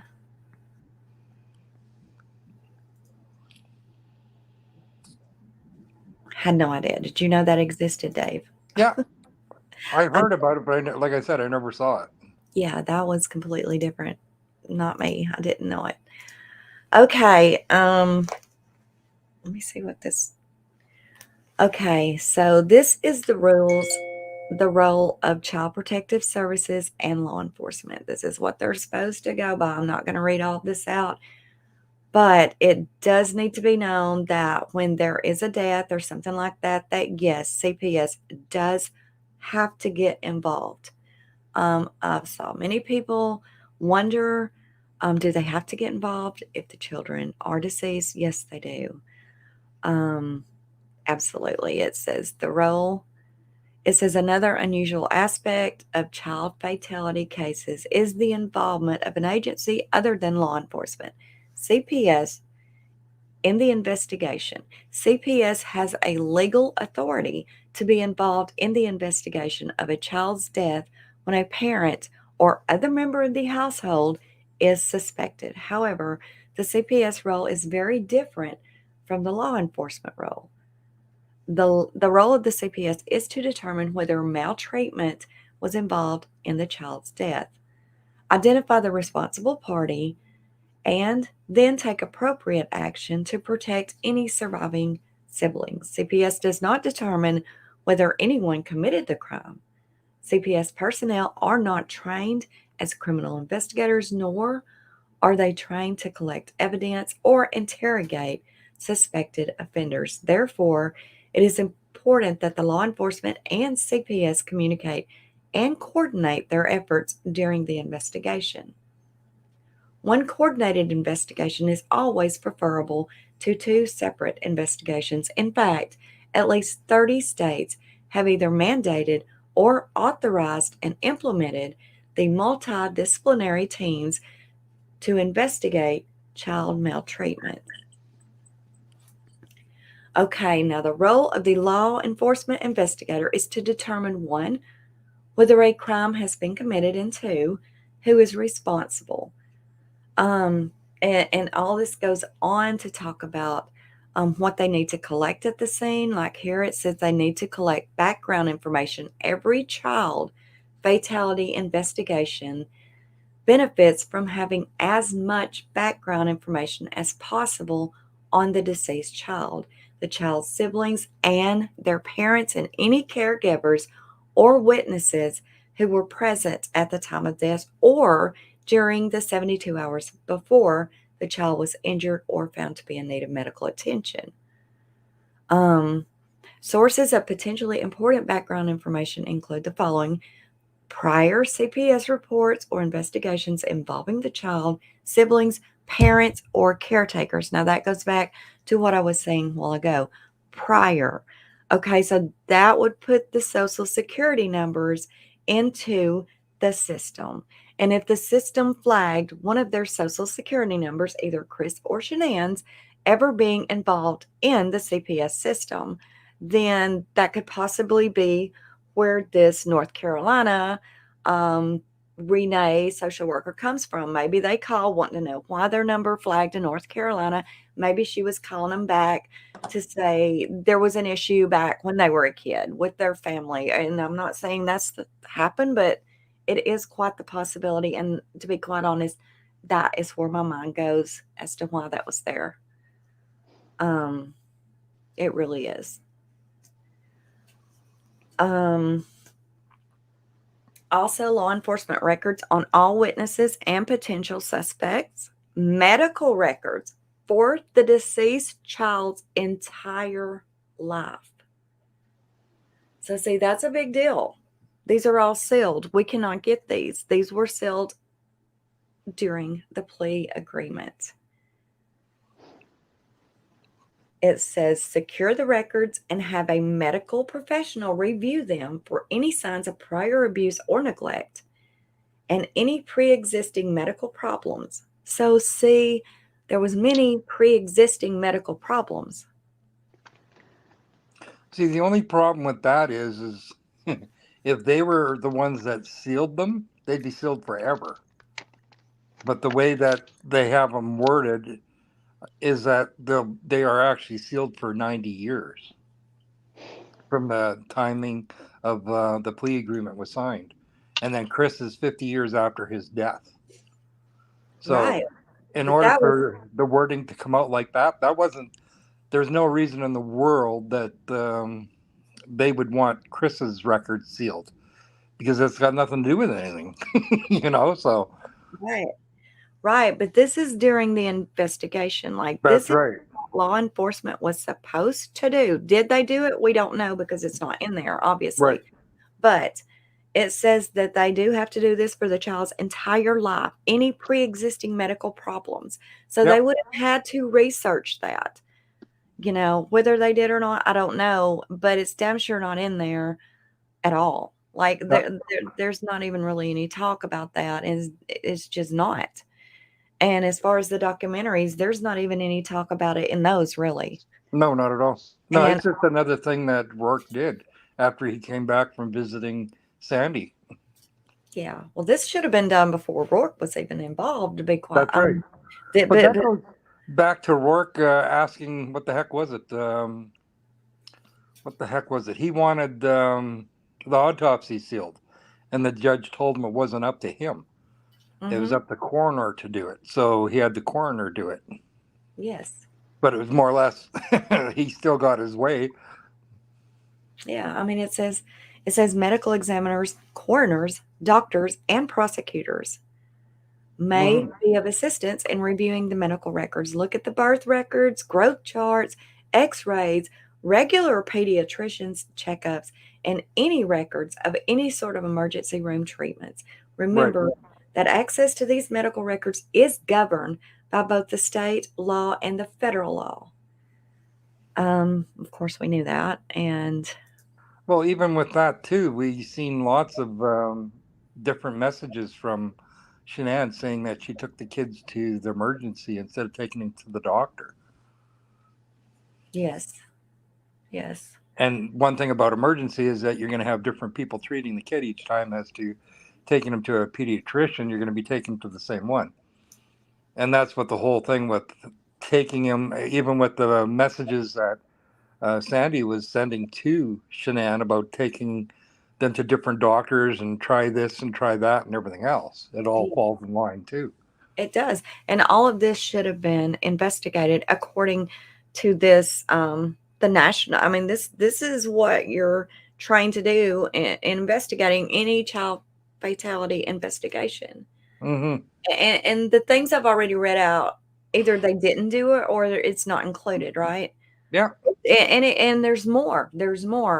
And I just saved some of these. I will definitely link this whole thing down below after this live is over. I'll have all these resource links down there if you want to look into them yourself, because they're quite interesting. It's things that I never really looked into until I started going and putting things together for this live. And there is a lot of things that was not investigated right with this being a child fatality investigation. But I only saved a few to just bring out for you guys because I thought they were pretty important. It says, although most sudden and unexpected death of children are not caused by abuse and neglect, you should approach every investigation with the hypothesis that the child may have been a victim of maltreatment. Maintain this position until the investigation is completed and the evidence conclusively proves otherwise. So, see, they're supposed to go into it thinking that the child has been neglected or something like that. Even if there's proof that that's not the case and that's not what killed them, they're still supposed to investigate it that way. With this open approach, you guard against jumping into unsubstantiated conclusions or focusing the investigation too narrowly on what first appears to be the cause of the death. So, in other words, you just don't like, okay, that's definitely what it was. No, you got to investigate deeper in it. I don't think they did that. Like, there's no proof they did that whatsoever. Although this approach may appear biased towards suspecting the worst of parents and their caretakers, it will ensure that you preserve evidence and witness statements early in the investigation. Documenting the events in question will prove very important if the investigation finds that this case does involve maltreatment. And to understand the importance of this open approach, consider the example of one element of the investigation, and that's handling witnesses. With this open approach, you will interview parents, caretakers, and other witnesses. Even if the child's death appears to be of natural causes, before the autopsy is conducted and a final ruling is issued. If you wait until after the autopsy and the autopsy finds evidence of maltreatment, you will have lost a valuable investigative time and possibly evidence, and the offender will have had the opportunity to rehearse and coordinate statements and destroy or tamper with evidence, because most of the information in the official file will be subject to the defense attorney's discovery.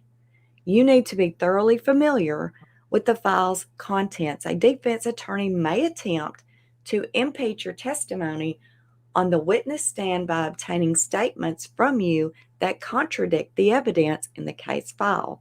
In entering notes in the case file, refrain from including your own opinions about things like the time of death, the body temperature, the cause of death, etc. If these options contradict or are not supported by evidence in the case. And finally, check the CPS investigator's case file for items that should be in the law enforcement case file, but are not. As you review the CPS file, keep in mind that you may be questioned about real or imagined discrepancies between the CPS and law enforcement files. Also remember that any documents you release to CPS, witness statements, police records, etc., may be subject to discovery in civil legal proceedings. So, but we have none of that. Nothing's there, right? This is the thing that really pissed me off, and I'm just being flat blunt here. Always keep in mind that even if a suspect confesses, the confession may be suppressed at trial for a variety of procedural and legal reasons. This is one reason, in bold letters, y'all, you must not stop working on the case even if you obtain a confession. Continue to investigate leads and interview anyone that you think may be or have relevant information. And you know they didn't do all that. Absolutely. That really gets to me. You must not stop working on this case, even if you obtain a confession.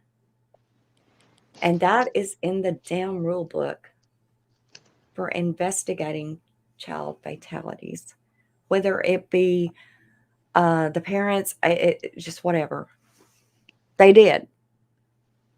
Tammy even said that Rourke said he confessed. Stop. No more investigation. Well, here you go. straight up, that wasn't supposed to have been done at all. And it And was. she stated that they weren't done. She goes, "What do you mean? We're not finished." I know.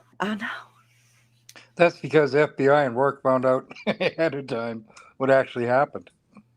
Yes, that's right. So, many child fatalities are initially reported as accidents or natural deaths.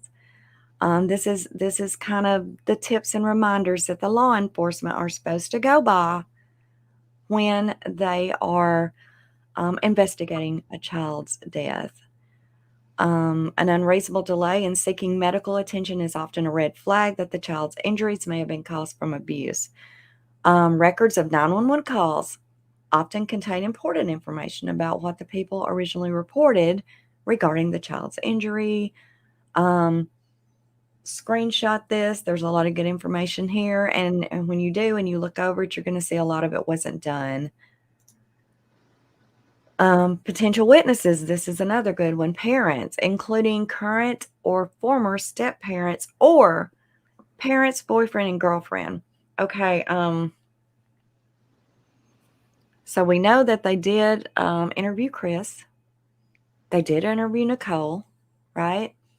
So we can kind of check that one off in a sense, right? Siblings and other children. Well, that one's not really going to pertain. Family members. Yeah, the grandparents should have been. Yeah. Well, we had Ronnie and we had Ronnie like before the kids were still missing, actually.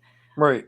They did this little thing with him after Chris confessed, but it was quick and nothing really. His main interview was when the kids were still missing. Cindy was never interviewed. Sandy was never interviewed, to my knowledge, except by Dr. Phil. Yeah, but I don't know, with Rourke being there for 3 days, I really think that, yeah, she spilled the beans on everything. Well, yeah, I mean, there's definitely off the record interviews there, Mm-hmm. 100%. But So why is it okay for her to be deleting messages off her phone? Makes absolutely no sense whatsoever. And they don't ask her, well, why? Yeah. Exactly. This teachers, daycare, preschool, school, church. Okay. Have y'all ever seen any interviews with anybody at Primrose other than Amanda Thayer, which she wasn't even there then? No. I don't see no interviews there. That is like one of the big ones. Babysitters, child care employees. We don't see that. It's not there. And that's right after family members, see. Neighbors, they did talk to some neighbors, but there's no interviews really, First responders, emergency room, medical providers, providers who have seen the children previously, including school nurses. We don't have anything from any of the doctors or anything like that. It's just not there. Yeah, And we especially know emergency rooms. we know that the kids were no stranger to doctor's appointments. Agency personnel, daycare licensing, law enforcement. It is just, there's so many here that we don't see that was talked to or interviewed, right? Okay, so we're going to go on to this. This is going to be 2018. This is hard to look at, right? This is terrible. This is a Colorado child neglect, abuse, and fatality sheet. It's very long. I will also link it down below, but I only cut this one portion out of it so you can see Bella and Cece in it. If you will look 80 and 81, as you'll see, they're both the same case number. 65, well, they're calling them child 65, A and B. It says that they were in home. It goes on to say involvement in DHR. Both says no. And the date the county DHS was notified, so that's CPS, and the CPS was notified of their deaths August the 16th, 2018. That was the day. That's the day they were recovered, right? Yeah. It's like the 16th, yeah. And then they posted this notification the very next day. It was substantiated.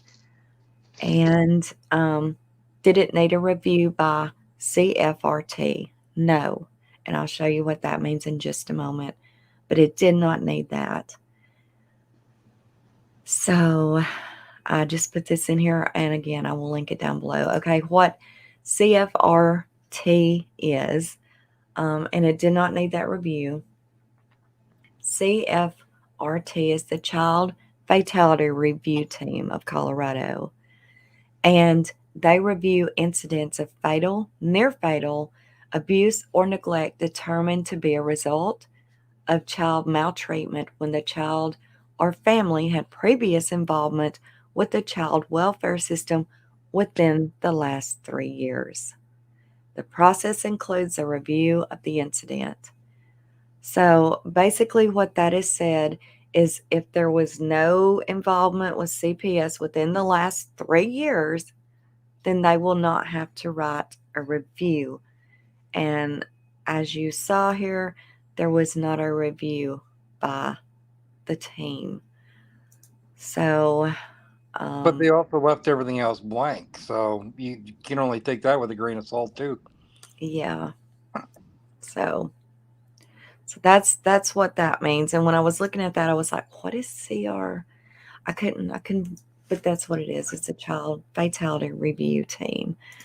This is just kind of a little bracket, which is very sad. In 2018, there was 113 involved children and 107 incidents. And breaking it down, 77 children were substantiated maltreatment in 71 incidents, and 41 children met the criteria for the review of 37 incidents. And it's really sad to see that much fatality in 1 year. And it's hard to look at that. But anyway, this is what we had for you guys tonight. That's really all I've got in the folder. I'm not going to kid you, all day, all night for the past couple of days. I did not know how I was going to present this to you. Had no clue. I've been on the phone with Dave and Nelly. How am I going to do this? I don't even know how to put this out here. It's everywhere, but I hope that we was able to bring it to y'all and help you to understand some of the things a little bit more. And I know every time we have one of these, you almost walk out with more questions than answers, but we do try to do our best to help you, to understand things a little bit better, the best that we can. So you can just take what we give you, form your own opinion. As it says, was there a CPS case? Well, we can't answer that for you.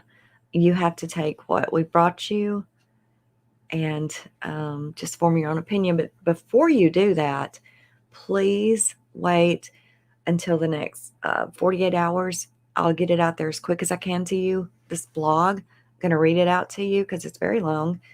Before you make your final decision on your thoughts, make sure you hear this as well, because it could tie into some of your other questions that you may have.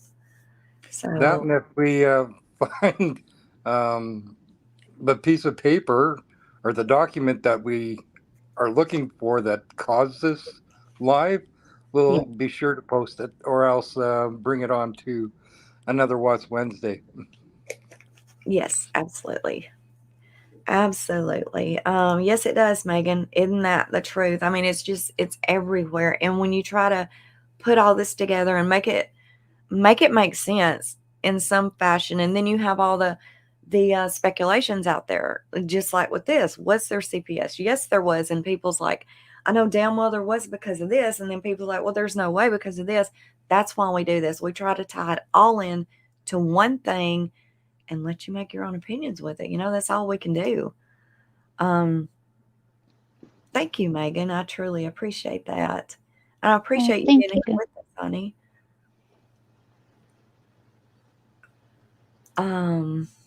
Well, and when they finally let the Watts talk to Chris, they had people standing there to make sure they didn't. That's true.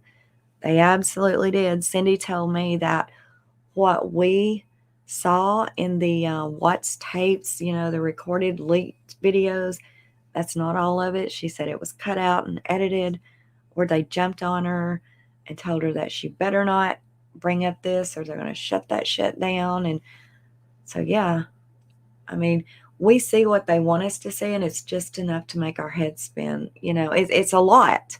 It is a lot. The thing that bothers me the most is that his attorney is now working for the DA. It's just like, wow. Yeah, right. This makes I'm me. not saying that man's innocent by any means. Chris is where he needs to be, in my personal opinion. Oh yeah, I agree. And I think it's his parents even. Well, I mean, didn't I just hear Ronnie say this the other night? Chris is where he needs to be. Mm-hmm. Yeah, so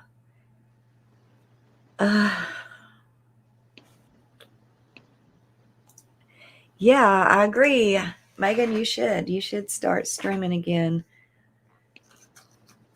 I mean, I know you've been in this case since like day one. I'm not that far behind, but and we all know in the very beginning, there's where the most crucial information comes out.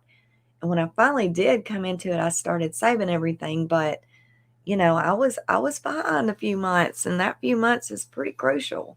Looks like we lost Dave, Nelly. Uh-oh.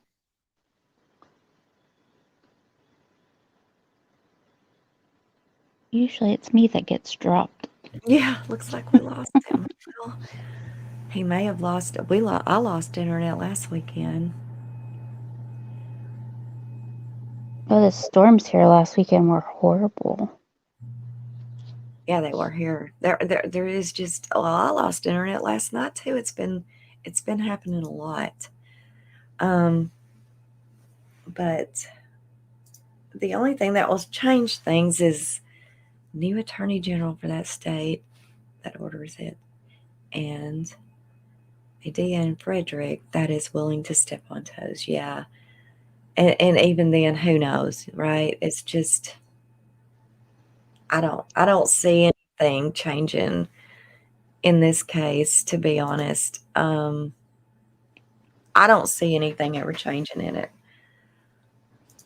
Oh, I don't either. I don't see them reopening it either.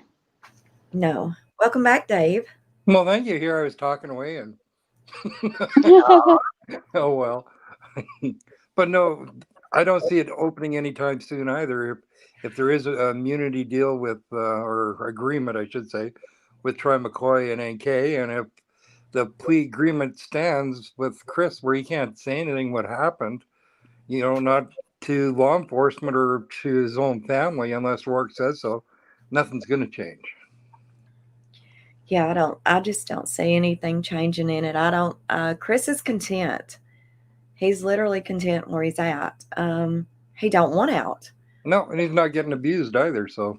Right. Now, I think he might be getting a little too comfortable though, and unless there's something that we don't know that he's been told, and there could be, they could have told him if he takes his plea agreement, they're going to send him to a place that is just easy, and he's, because let's be honest, the prison he's in is soft. It is. It's like a halfway house. It really is. It's like, yeah, it's a transitional place, right? It's not like he's in up there with down Stephen Avery or nothing, right? Oh, heck so no. I'm surprised he's still there, just to be quite honest. And what makes me believe that they could have put this place in on his plea agreement, because let's be honest, he went there pretty damn quickly after that confession. Or He after did, that, what, within 2 weeks, and they just picked him up overnight and shipped him out, and he claims that he didn't even know he was leaving. See, I don't believe that. No. I do not believe that. I believe that they told him with this plea deal that he would be sent to a place to where he's not going to catch this heat. It's an easy prison. I think he knew that, because why else would he still be in Dodge?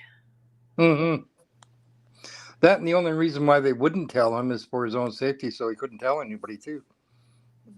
Yeah, exactly. He couldn't tell anyone. And maybe they didn't tell him where he was going to go. I'm sure they didn't. They just told him it was going to be a prison, another state, and it's going to be easier and all that kind of thing there. And it damn sure is. And I think, and they may have even told him, hey, if you do start trying to come back and rebut or say there was coercion or anything like that, then you're going to come right back here. And your court date then could be years down the road, because we're so backed up. And I'm here to tell you that's the truth. They are. And he just don't want to take that chance. Like, he just don't want to take that chance. So he's told his mom and dad, stop. Just don't. I don't want, I'm good. I need to be here no matter what happened, who did what. Ultimately, I'm responsible because I should have protected them. And he's right. He's right. But Chris is content where he's at, and he has no desire to leave. And I think there was some kind of under the table deal that he was going to be there and he was going to stay there. Otherwise, why in the hell's he at Dodge? This is a transitional prison. I made a whole down story on that. Like, I even went in depth. He is in the same prison Ed Gein died in, right? It's that prison is not a prison, What did I name that video? Y'all watch it. If you don't know much about Dodge Correctional Facility and the prison that Chris is in, check out my video. I think it's called Mama's Boys. It's in my documentary playlist. I've only got a few in there, but I think it's called Mama's Boys. And I was kind of comparing him and Ed Gein, how they had a lot in common. They ended up at the same prison. Just check that out. And that's going to tell you a lot about Dodge. It's basically a medical facility. It's not a prison. A lot of people was like, well, he's got 23 hours a day in the cell and he doesn't. No, bullshit. Chris has been in general population basically since he got there. None of that is true. Chris actually doesn't have it that bad where he's at. And I'm being honest. He's got plenty of money on his books. Thanks, Megan, for joining us. It was sure nice to have you here, hon. Yeah, thanks, Megan. It was good seeing you. We love you, girl. But yeah, I mean, he's basically, I don't know. It's just like he's got an apartment, and no responsibility. His books are slam packed with money. He doesn't need any money. He still has people putting money on his books. He had all of his stimulus checks. I mean, Chris is good. Like, no responsibility, no wife telling him what to do, no kids. He works in the kitchen. He's good. So as far as even when he was placing his sandwich meat up, they lock him in a room by himself and let him get to it, so nobody bothers him in there either. Not at all. He's good. I mean, there's no complaints with Chris. He's almost happy where he's at. Hell, no responsibility, not having to work for a living, not having anybody really to answer to, just learning this new routine of life, which we know by now he's already learned. Yeah, he makes friends in there, I mean, it's almost like he likes his life now.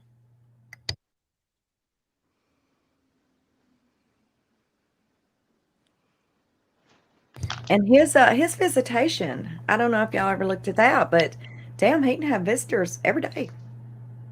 Remember, I mean, Anna was going to see him literally 2 or 3 times a day. Spending 8 hours and stuff with him. So, I mean, it's weird. It's like you can just, if you're on his visiting list, right, you can just walk in there and see him whenever you want to. It's just odd. I don't know, but I just don't see. And ultimately, it would have to be Chris pushing it, right? I want to get out. This and he did for a moment, but I think that was more Anna pushing it, wanting him out. To be honest, I really do, because he was like, we got that where he was talking to Mark Gillespie. A lot of people think that was an attorney he was talking to. No, it wasn't. It was Mark Gillespie. He's a private investigator. But anyway, Mark was going to try to hook him up with an attorney to get this 35C, and Mark did. Mark hooked him up with a hell of an attorney, pro bono, and Chris turned it down. So, take that for what you will. Yeah, if they did a 35C, wouldn't he have to go back to Colorado? He would. He would have to go for court, yes. Absolutely. If it's granted, right? If it's granted. And many people says there's no way it can be granted. Well, I used to think that too, but if you think hard and long about it, then why wouldn't he go ahead and file it? I think Chris knows it could be granted. Yeah, but it goes back to them telling him 1 life sentence or 5, it doesn't matter. You're going to die in prison, so why bother? Right. I mean, what's the point? He's going to have to go back to Colorado and get out of his apartment. I almost can't even call it a prison. I just really can't even hardly call it a prison. I mean, I'm from Alabama, and the prisons here are absolute hell. I mean, you're talking about Alcatraz. They're bad. They're bad. Okay. What Chris is in is not anything. It's a what? Could you even kind of make it into a juvenile detention with me, grown-ups? Maybe, I don't know, but it's definitely not a hardcore prison. Put him down there with those Stephen Avery, which is 5 miles down the road, and Chris is going to be begging for a 35C something. Right. But he's quite comfortable where he's at, and I don't think he wants out. I even asked his mom, does Chris ever even want to try to do anything or turn the tables on this? And she says, no. I mean, he even got mad at him. He even got upset at him that they went to Colorado, got an attorney, was going to do 35C. He was pissed off about it. He's like, no, get your money back. No. Remember, Dave? Y'all remember when that happened? Yep. I mean, he was pissed. So, anyway, we're getting on a whole other show now. Good Lord.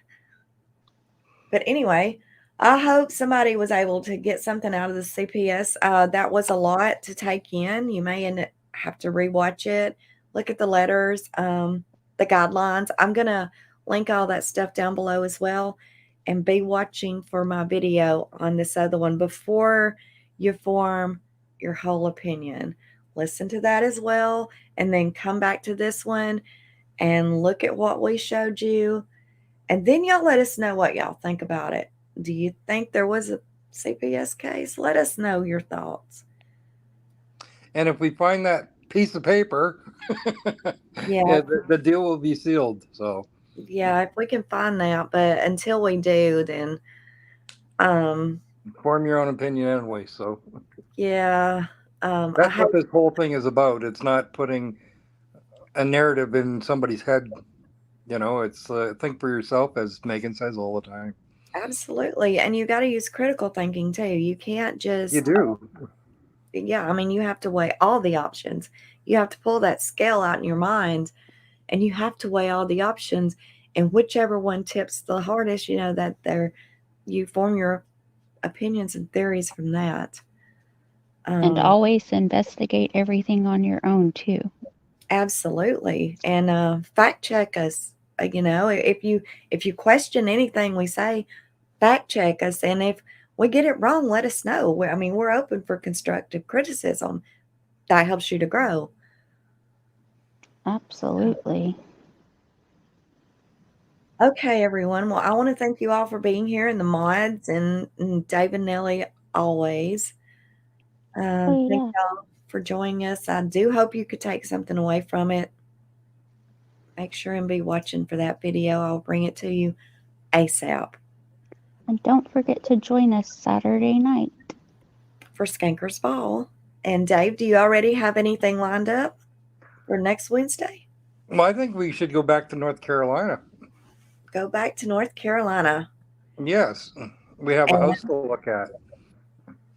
And a house to look at. Yeah.